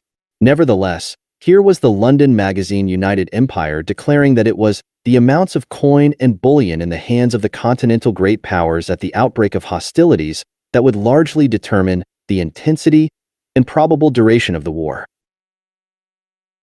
The focus on the prosaic matter of bank reserves was a symptom of the general complacency that surrounded those first few months of the war. Despite the hysteria of the crowds on the streets of Berlin, Paris, and London, an odd atmosphere of unreality hung in the air. No one could quite understand what this war was about or why it had come, but no one expected it to last very long. While the soldiers on both sides marched off to war, each one expecting to give the enemy a good pasting, the generals were promising they would be home for Christmas. Buoyed by such optimism from the military professionals, financial officials calculated that because the war was bound to be short, the important thing was to be in good financial shape, with gold reserves intact at the end. So smug were the bankers and economists that they even allowed themselves to be convinced that the discipline of sound money itself would bring everyone to their senses and force an end to the war.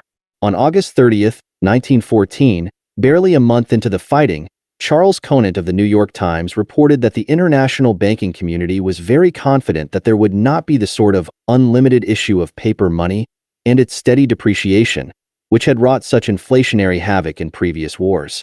Monetary science is better understood at the present time than in those days, declared the bankers confidently. Sir Felix Schuster, chairman of the Union of London and Smith's Bank, one of the city's most prominent bankers, went confidently around telling everyone that the fighting would grind to a halt within 6 months. The interruption of trade would be too great.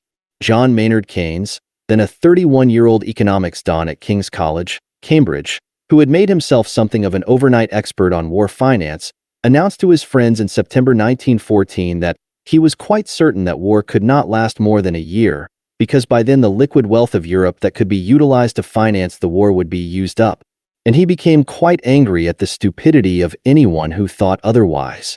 In November 1914, the Economist predicted that the war would be over in a few months.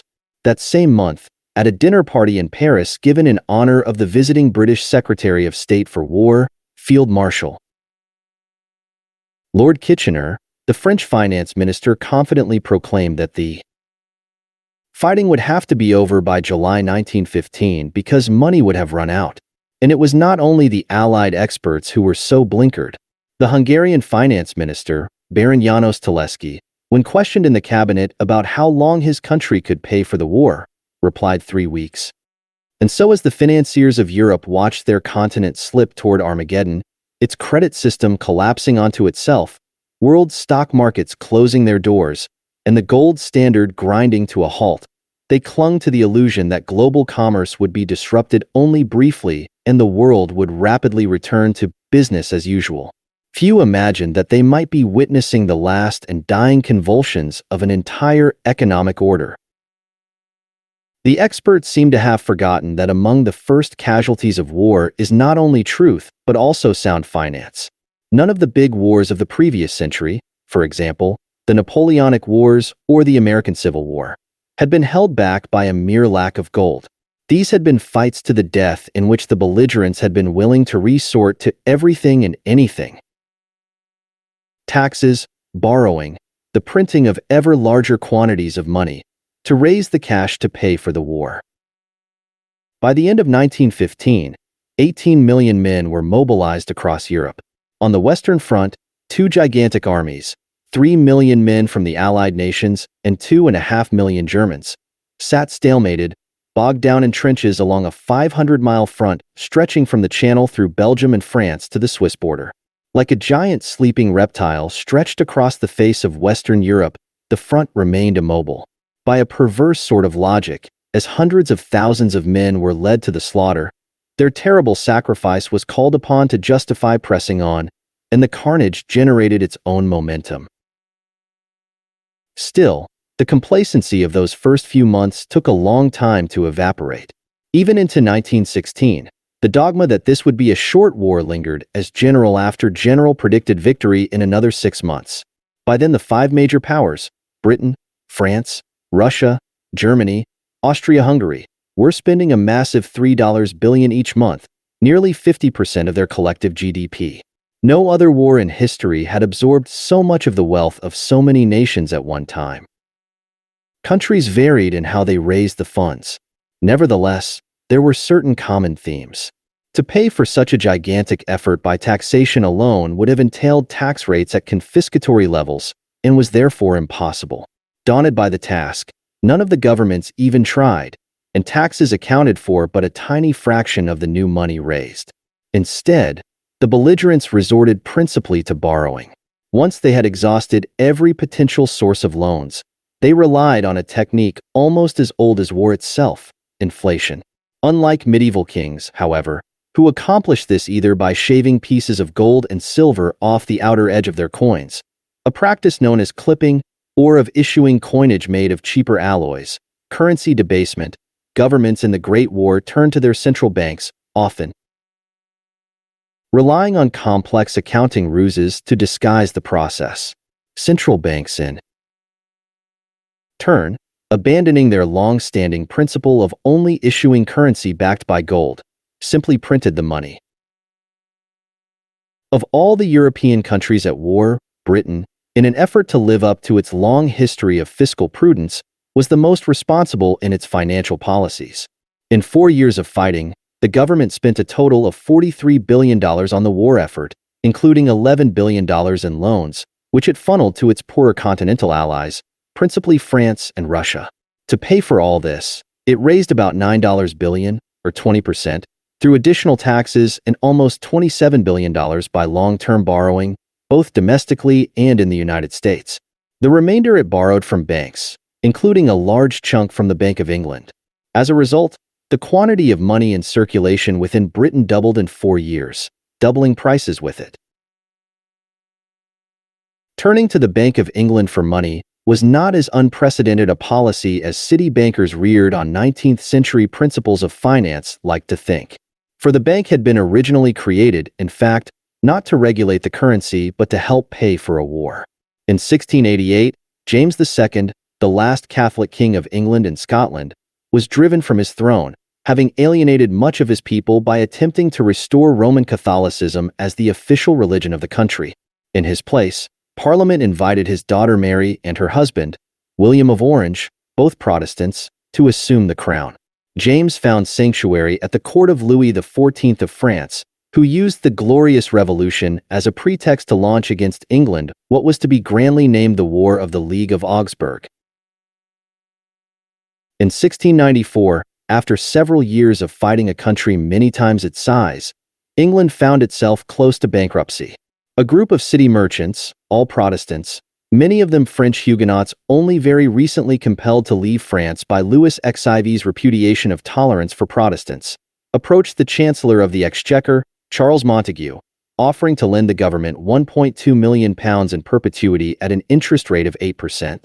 In return, they were to be granted the authority to set up a bank with the right to issue £1.2 million in banknotes, the first officially sanctioned paper currency in England, and to be appointed sole banker to the government. Montague, desperate for money, jumped at the idea. Before the year was over, the new bank opened its doors for business under the name the Governor and Company of the Bank of England. For its first 150 years, it operated like any other bank, albeit much larger than its competitors, and with certain special privileges, especially its lock on government business, which provided most of its income. Like all the other banks in the country, it issued banknotes and took deposits, maintained its reserves in gold, and discounted bills of exchange short-term loans to merchants for financing trade and goods in transit. While the bank certainly did not see its job as managing the currency, over time, by virtue of its size and stability, it began to acquire a superior status among its fellow banks, and its notes became the country's dominant form of paper money. Its smaller competitors began to entrust it with their reserves, and it gradually evolved into a sort of banker's bank, the city's guardian and nanny, in the process acquiring the affectionate nickname of the Old Lady of Threadneedle Street. But its powers were never quite formalized, and much ambiguity hung about its precise role and responsibilities. Like so many British institutions of those days, the bank was run like a club. Control was vested in 26 directors of what was quaintly known as the Court of the Bank of England. Its membership was largely drawn from a closed inner circle of city bankers and merchants. They had all gone to the same small selection of schools, preferably Eton or Harrow. Some of them had even attended Oxford or Cambridge. They lived in Kensington or Knightsbridge, belonged to the same clubs, typically Whites or Boodles, and socialized with one another at their gracious but not grand country houses in the areas around London known as the home counties. Their daughters occasionally married into the landed aristocracy, but for the most part, they married among themselves. Few societies in the world were as comfortable, confident, and civilized. Represented on the court were all the major banking families of the city. There was always a Baring, a Grenfell, and a Goskin. Generally, there was also a partner of Brown Shipley and of Anthony Gibbs.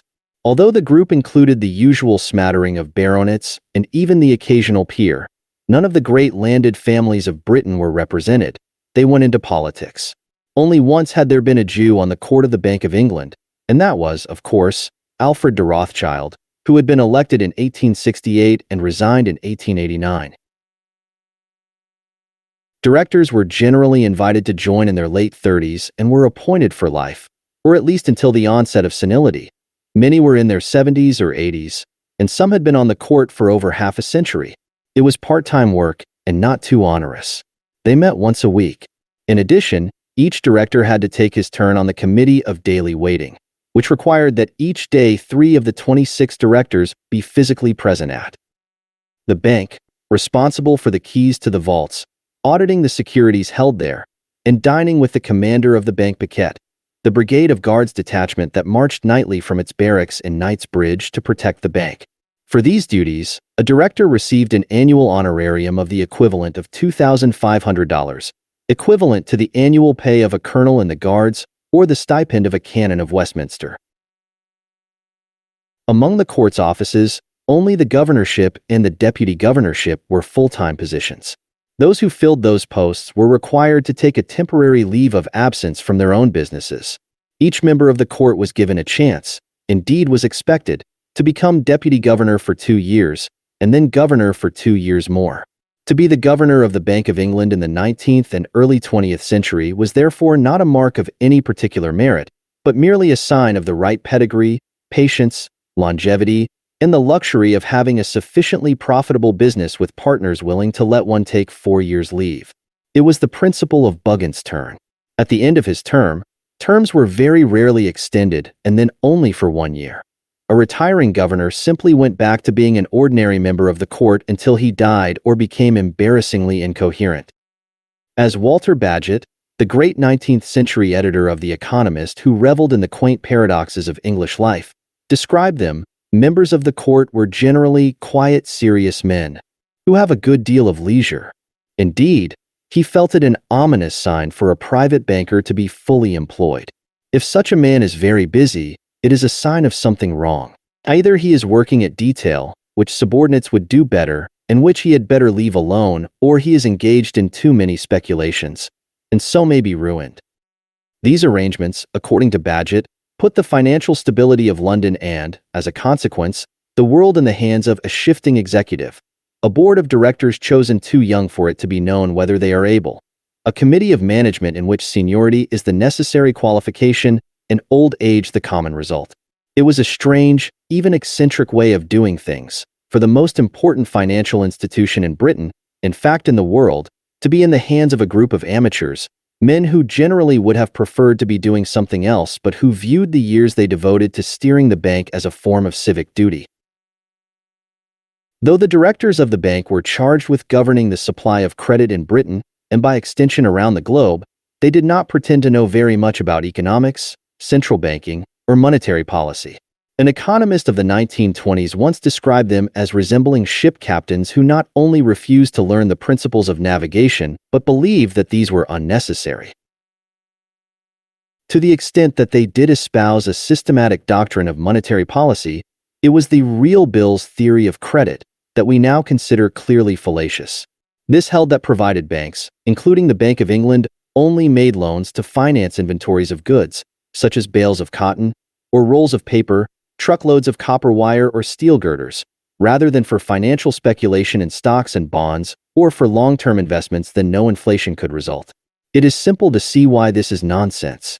In periods of inflation, as the price of goods and inventory keeps rising, this doctrine would call for banks to keep on expanding credit, thus adding further fuel to the inflationary fire. That this doctrine did not lead to monetary disaster was due to the gold standard, which by keeping prices roughly stable, ensured that the real Bill's doctrine was never given a chance to be applied in an environment of rising prices. The demands of war finance transformed the bank. Forced to issue more and more currency notes without gold backing, it became increasingly subordinate to the needs of the UK Treasury. Despite its status as a national institution, the respectable city burghers who ran the bank had been very careful, over the years, to keep a wary distance from any government. They were clear in their minds that the bank was not an organ of the state, nor did they remotely wish to make it one. An apocryphal story, much circulated in the city before the war, best captures that attitude. A governor was asked by the Chancellor of the Exchequer to testify before a royal commission. When questioned about the bank's reserves, he was only willing to say that they were very, very considerable. When pressed to give even an approximate figure, he was supposed to have replied that he would be very, very reluctant to add to what he. As the stresses of raising money for the war mounted, tensions between the bank and the government escalated, finally coming to a head in 1917. The governor was then Walter Cunliffe, a tall, barrel-chested, John Bull sort of character who sported an imposing walrus mustache, was a renowned big game hunter, and looked more like a gentleman farmer than a city grandee. Over the years, he had become increasingly autocratic and erratic in his judgments, and had developed an exaggerated sense of his own importance as governor to the point of insisting that his status required him to deal with the government through the prime minister alone, not even through the chancellor of the exchequer. In 1917, Cunliffe became infuriated by what he believed was the cavalier way he was being treated by officials at the Treasury, among whom the chief culprit was none other than that brilliantly impertinent young upstart Maynard Keynes. Cunliffe was well known in the city as a man of few words and even more limited intelligence, a bully who acted first and thought later. In a fit of temper, without consulting any of his fellow directors, he dispatched a telegram to the Canadian government, then the North American custodian of Britain's gold reserves, forbidding it to accept any further instructions from the Treasury in London. The British government came close to the extremely embarrassing position at the height of the World War of not being able to settle the bills from its American suppliers. Lloyd George, by now Prime Minister, and justly furious, summoned Cunliffe to 10 Downing Street and berated the governor, threatening to take over the bank. After some delicate behind-the-scenes negotiations over protocol, the shaken Cunliffe wrote the Chancellor of the Exchequer as cringing a letter as form would allow, asking him to accept my unreserved apology for anything I have done to offend you. Cunliffe, who, because of the war and contrary to all tradition, had been appointed for a second 2-year term, was not reappointed again. During the war, As the bank kept expanding its role as chief underwriter and promoter of government debt, its few senior executives found themselves overwhelmed with work and responsibility. In 1915, the deputy governor, Brian Cockayne, invited Montague Norman to become his advisor. Though this was to be an informal and unpaid position, Norman, then at a loose end after leaving Brown Shipley, jumped at it. He had originally joined the court of the bank in 1907 at the age of 36, but had done so largely for tradition's sake. It was customary for a partner at Brown Shipley to be on the court. Indeed, for the first few years, he rarely went into the place and showed little interest in its workings. His associations with the institution, however, went far back. He came from two of the most prominent banking families in the city, that special aristocracy from which the court of the bank was drawn, and both of his grandfathers had been long-standing directors of some repute in their time. His paternal grandfather, George Ward Norman, though not a full-time banker, his own inherited fortune derived from timber and real estate, had acquired a large stake in Martin's Bank through marriage and was elected a director in 1821. In 1830, at the age of 37, George Norman retired from full-time business in order to devote himself to his estate in Kent, indulging his love for literature and history, promoting cricket, a family obsession, and enjoying his brood of 7 sons. Nevertheless, he remained a dutiful member of the court for more than 50 years, although in contrast to the typical member, he developed a great interest and some expertise in monetary economics. Like so many Victorian gentlemen of leisure, he published pamphlets, in his case on monetary theory, and became a leader of the move to codify gold standard rules, which were embodied in the Bank Act of 1844. He further broke with tradition at the bank by categorically refusing to take his turn as deputy governor and governor.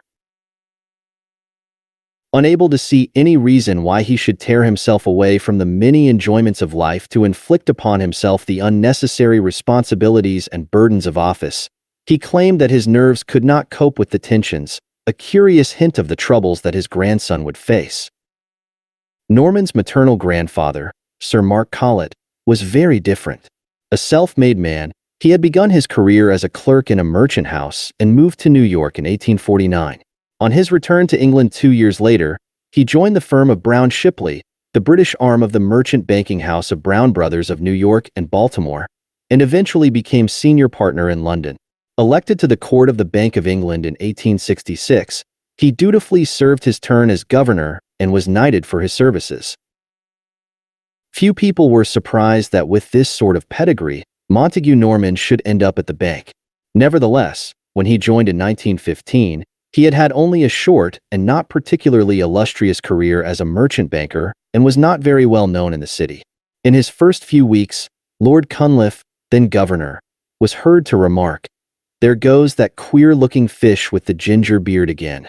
Do you know who he is? I keep seeing him creep about this place like a lost soul with nothing better to do." Few people could then have predicted that the fish would accomplish an extraordinary upward swim through the institution.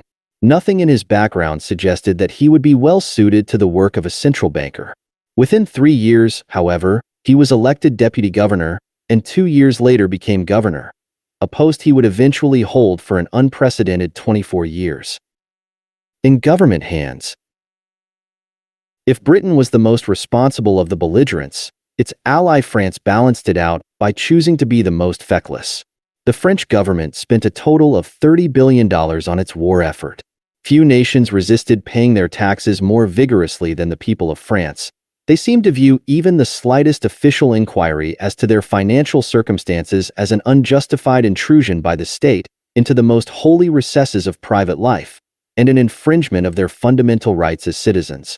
As a result, at least for the first 2 years of the war, the government balked at raising taxes, not reversing itself until 1916 when it seemed on the verge of financial collapse. In total, France paid for less than 5% of its war expenditures out of higher taxation. The Republic was saved from complete economic disaster only by its government's ability to tap 2 sources. First, the notoriously thrifty French middle classes, which bought $15 billion worth of government bonds, and second, foreign governments, specifically those of Britain and America, which, seeing France bear the brunt of the human cost of the war, lent a total of $10 billion. This still left a substantial gap, which was filled by printing money. While currency in circulation doubled in Britain, in France it tripled. Drawing on the central bank for money was a much easier process in France than in Britain, in part because the governor of the Banque de France was by tradition not a banker but a high civil servant appointed by the state. Indeed, as far back as 1911 the Minister of Finance, thinking ahead, had prearranged a line of credit from the banque to be drawn upon in the event of war. There was a certain irony in this. The Banque de France, like the Bank of England, had been founded in the middle of a war, but unlike its older cousin it had been set up not so much to raise money, but to bring order to a chaotic monetary situation. France in 1799 faced a pressing shortage of currency. 10 years of revolutionary turmoil had taken their toll. Silver and gold had fled the country, and the failed experiment of the revolutionary government with the assignats had destroyed any residual confidence in paper money not backed by gold. Two financiers, the Swiss banker Jean-Frédéric Perregaux and the sonorously sounding Jean-Barthélemy Lecoultre de Canteleu, a rich merchant from Rouen, received the blessings of the first consul of the Republic, Napoleon Bonaparte, to create a new bank that would issue currency backed by gold and have a capital of 30 million francs, equivalent to $6 million. The bank opened its doors on January 18, 1800, or according to the calendar of the revolution then in force, on the 28th day of Nivose, the month of snow, in the year 8. The bulk of its capital was raised from merchant and banking families, many of them Protestants of Swiss origin. But the glittering Aravista circles surrounding the first consul were also keen to buy into a venture that promised much profit. Napoleon himself took 30 shares, each valued at 1,000 francs. Louis-Antoine Fauvelet de Bourrienne, his secretary, who would later be dismissed for corruption and betray Napoleon by rallying to Louis XVIII, took 5. Joachim Murat, Napoleon's brother-in-law and a future king of Naples, 9. Hortense de Beauharnais, Napoleon's stepdaughter, his sister-in-law-to-be, and a future queen of Holland, 5. Napoleon's older brother Joseph, a future king of Spain, just 1. To encourage investors, the bank was made as independent of the government as the Bank of England and, in 1803, was granted a monopoly over note issuance in Paris. In 1805, immediately following the naval disaster at Trafalgar, and just as Napoleon was launching his latest campaign against the Austro-Russian alliance, a panic among the merchants of Paris precipitated a run on the still infant bank and almost forced it into liquidation. It was saved when news arrived in the capital of Napoleon's brilliant victory at Austerlitz. While confidence was quickly re-established in the new bank, lubricated by large indemnity from the Austrians, Napoleon remained enraged by the feeble-heartedness of his bankers. On his return from Austria, he summoned his council of ministers and, in one of his imperial tantrums, fired his minister of finance. To the bank's three-man management committee, he offered the choice between prison or a fine of 87 million francs. They chose the fine. Determined never again to be held hostage by moneymen, Napoleon changed the bank statutes so that henceforth the governor and the 2 deputy governors would be appointed directly by the government, which at that time meant Napoleon himself.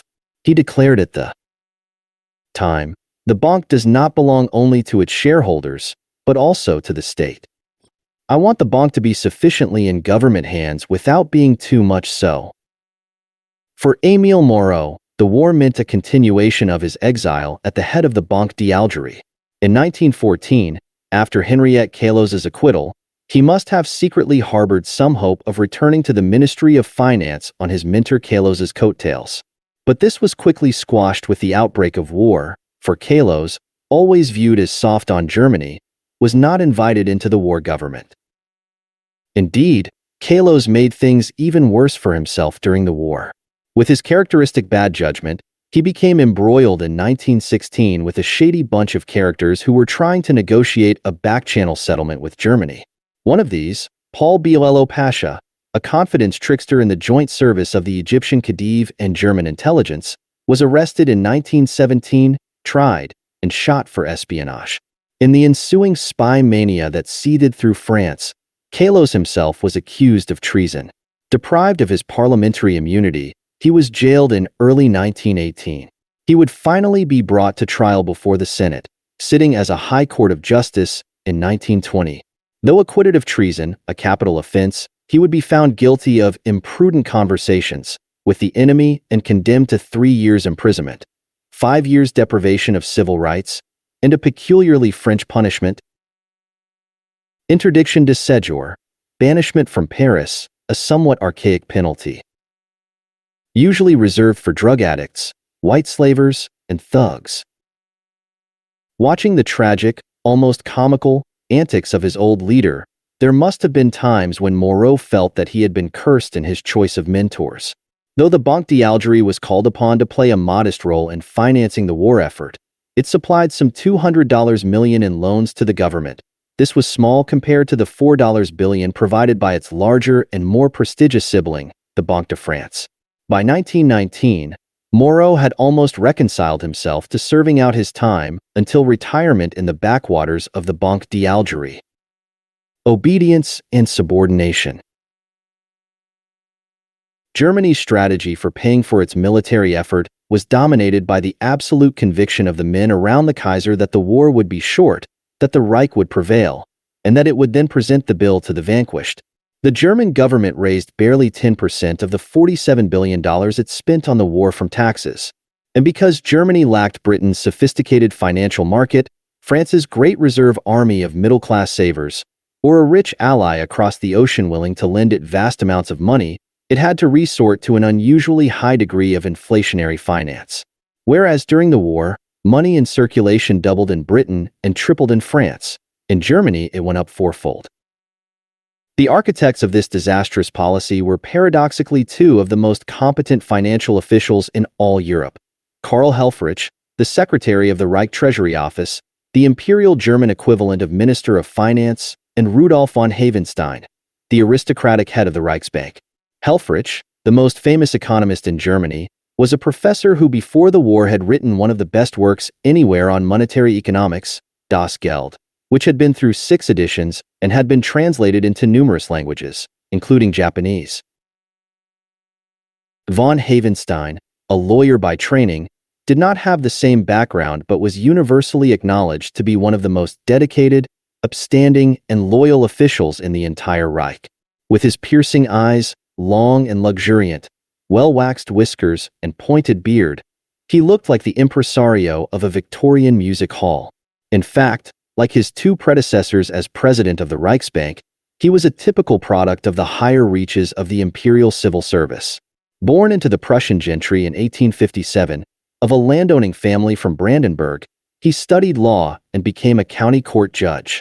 In 1890, he joined the Prussian finance ministry and was appointed president of the Reichsbank in 1908. Service to the Kaiser was the cornerstone of Wilhelmine Germany, and both men allowed themselves to be blinded by their loyalty to the emperor.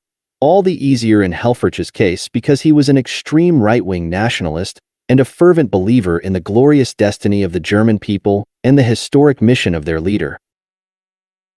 Von Havenstein was a civil servant of the old school and believed strongly in the paramount virtue of duty. As one banker wrote, obedience and subordination were part of his flesh and blood.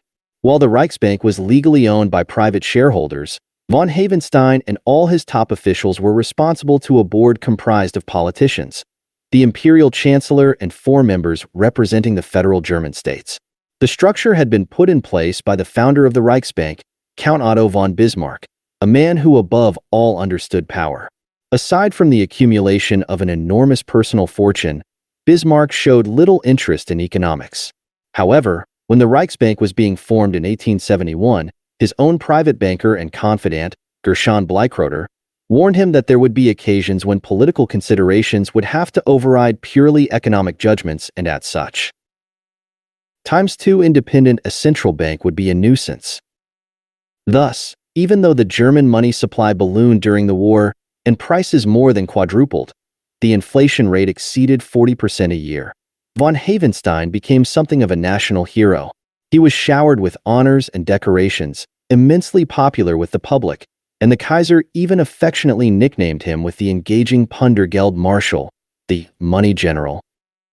Despite his belief that the war had been a mistake, Jalmar Schacht threw himself into the war effort as energetically as most citizens of Imperial Germany. He was severely short-sighted and thus exempted from military service. Convinced like everyone else that German victory was assured, only 3 weeks after the outbreak he was busy developing a plan for extracting reparations from France. It was a sign of how far off the mark even the most astute observers were to be about the costs of the war that Schacht came up with a working figure of $10 billion. Though 10 times the amount France had paid after the Franco-Prussian War of 1870, this would turn out to be only a fifth of the eventual total costs of Germany's war budget. In October 1914, as the Western Front sank into stalemate, Schacht was offered a job on the staff of the Banking Commission overseeing the finances of occupied Belgium, which was run by the military administration. He soon discovered that he was temperamentally ill-suited to the army. He found the rigid hierarchy, the narrowness of the military mind, and the self-importance of the professional officer caste oppressive. He also seemed to have had an unusual talent for making enemies. Within a short period, he managed to antagonize his superior, Major Karl von Lohm, the banking commissioner, in civilian life a member of the Reichsbank Directorate. Schacht, always acutely sensitive when it came to matters of status, asked to join the officers' club then housed in the Brussels casino. Von Lohm, an old bachelor who had been part of the Bavarian Reserve before the war and was very proud of his military credentials and uniform, refused, citing Schacht's status as a civilian. Schacht disastrously went over von Lohm's head to General von der Goltz, the Governor-General of occupied Belgium, whom he had known before the war. He was admitted to the club all right, but at the price of Major von Lohm's enduring enmity. As part of his duties, Schacht organized a system by which the German army, rather than simply commandeering whatever goods it needed, paid for its requisitions with a special occupation currency of Belgian francs, which, by design, Germans could buy at a highly favorable exchange rate. Demand for the Belgian francs was extremely strong, and in February 1915 Schacht allowed the Dresdner Bank, his employer in civilian life, to purchase a large quantity. Von Lohm promptly accused him of having violated the Civil Service Code of Ethics and brought Schacht up before an investigating committee. It concluded that while he had done nothing illegal or unethical, Schacht had attempted to cover up his involvement and had come close to perjury by giving insincere replies to the questions put to him. And when the insincerity was pointed out, he attempted to justify himself by a far-fetched explanation of his statements. The matter eventually went up as far as the office of the Secretary of State for the Interior. Schacht was officially reprimanded and resigned from the Banking Commission rather than risk dismissal. Von Lohm had undoubtedly made a mountain out of a molehill, but even Schacht was to admit in private years later that while he had not lied during the inquiry, he had been highly evasive. The incident, clouded in mystery, would dog his reputation for many years.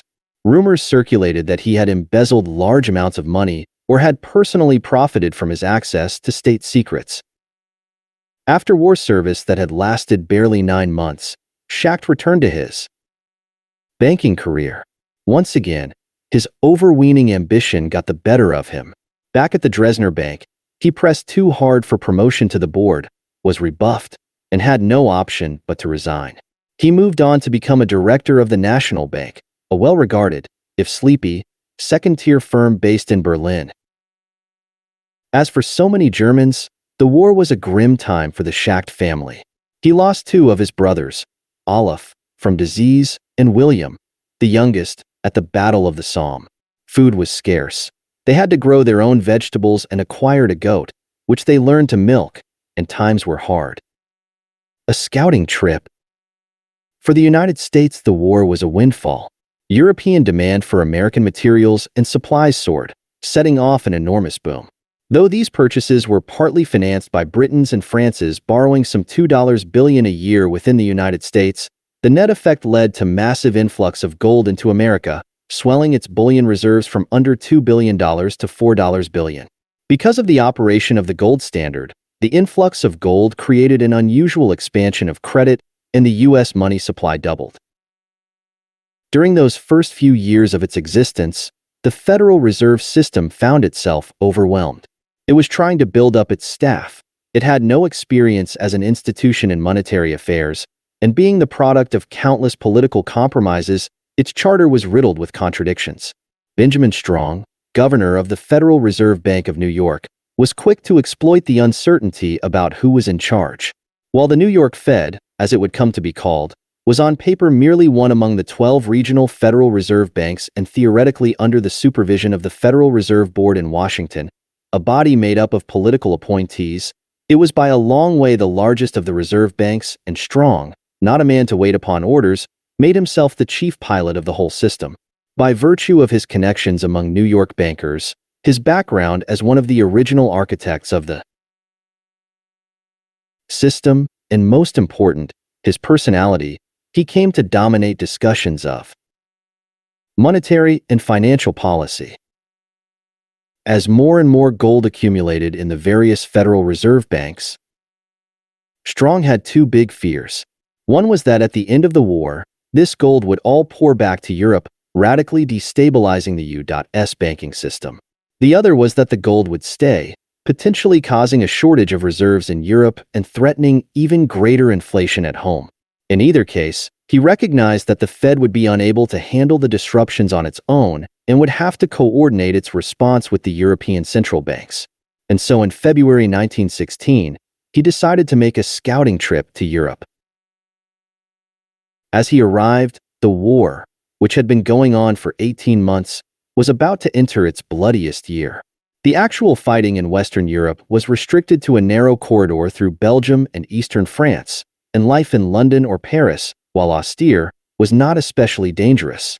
Since the Lusitania had been torpedoed and sunk off the coast of Ireland the year before, drowning almost 1,200 people, 124 of them Americans, the State Department had been warning its citizens not to travel to Europe. Strong went first to Paris to meet his counterparts at the Banque de France, and then to London. It was during this visit to the Bank of England that he first met Norman. Coming from the same generation, they immediately struck up a friendship. Unlike many of his colleagues in the city, Norman, having lived in the United States for 2 years, liked and admired Americans, and he invited Strong to Thorpe Lodge one evening for a quiet dinner. Though Strong was the governor of the New York Fed and Norman a mere advisor to the deputy governor, on his return to the United States in April, Strong started to correspond with Norman. Initially, both saw it just as a way to exchange information and views on the narrower aspects of credit policy. But over the months, their letters gradually become less formal and more personal, particularly when Norman took great pains to look after Strong's eldest son, Benjamin, a sophomore at Princeton, who had gone to Europe as a volunteer with the American Ambulance Service in May 1917, after the United States entered the war on the Allied side. Meanwhile, after Strong returned to the United States from Europe in the summer of 1916, he was buffeted by a series of personal tragedies. His wife, Catherine, still only 28, left him, taking their 2 young daughters with her. She moved across the country to Santa Barbara. Their marriage had been on the rocks for a while. They were temperamentally unsuited to each other. He was gregarious and social, she shy and retiring, and their age difference too great. His father-in-law, Edmund Converse, had been against his taking the Fed job from the very beginning, dismissing it as a quasi-government position. With no future, and relations between the two men had steadily deteriorated. Catherine, for her part, had found it difficult to adjust to their diminished financial circumstances. Strong hoped for many years that they might be reconciled and was deeply hurt when in 1921 she filed for divorce without even consulting him. After the summer of 1916, they were never to meet again. That same summer, as his marriage was falling apart, he also fell ill, developing a nagging cough that became progressively worse. He was soon bringing up blood and experiencing terrible chest pains. That June he was diagnosed with tuberculosis, then commonly known as consumption, the highly contagious disease, caused by airborne bacteria that attack the membranes of the lungs, was then the most common cause of civilian deaths in both Europe and America, affecting people of all classes, often in the prime of life. Though the incidence of the disease had markedly declined before the war as the poorly ventilated tenements of industrial cities were replaced by better housing, the war had seen a minor resurgence of it in Europe. Strong is likely to have picked up the infection on his visit there. While the cause of the disease had been isolated in the late 19th century, there was still no effective therapy. Half of those who contracted it were dead within 5 years. At the time, it was thought that the thin, dry air in high altitudes helped to contain the infection, with some grounds because its virulence declines in low-oxygen atmospheres. It was also believed, erroneously, it turned out, that total inactivity and complete rest allowed the lungs to rebuild themselves. Luxury sanatoria catering to the rich and the middle class, cut off from the rest of the world, had sprung up in mountain resorts across Europe and America. Strong's doctors insisted that he take an extended leave of absence from the federal. In July 1916, he moved to Colorado, where almost a third of the population was then made up of consumptives seeking to be cured. He initially checked into a sanatorium in Estes Park, in the heart of the northern Colorado Rockies, but frustrated by this hermetically sealed world where patients spent hours doing nothing but sitting outdoors taking in the mountain air, he moved to Denver that October and set up a small office that allowed him to keep in touch with New York. Strong was still convalescing in Colorado when the United States entered the war in April 1917. Within 6 weeks, he was back in New York. For the next 18 months, he threw himself into the task of raising the money to pay for the war. Every other objective of the Fed was now subordinated to this goal. The United States spent in total some $30 billion on the war, a little over $20 billion on its own actual expenditures, and another $10 billion in the form of loans to keep other countries going.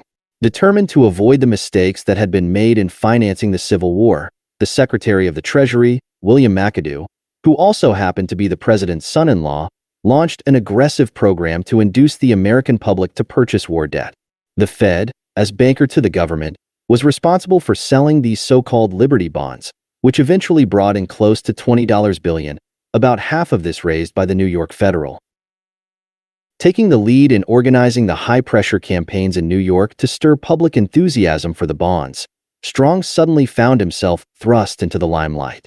Acting as the master of ceremonies for concerts at Carnegie Hall or at the Metropolitan Opera House, leading great patriotic marches down Fifth Avenue, speaking at rallies featuring such Hollywood celebrities as Mary Pickford and Douglas Fairbanks, he became something of a minor celebrity himself.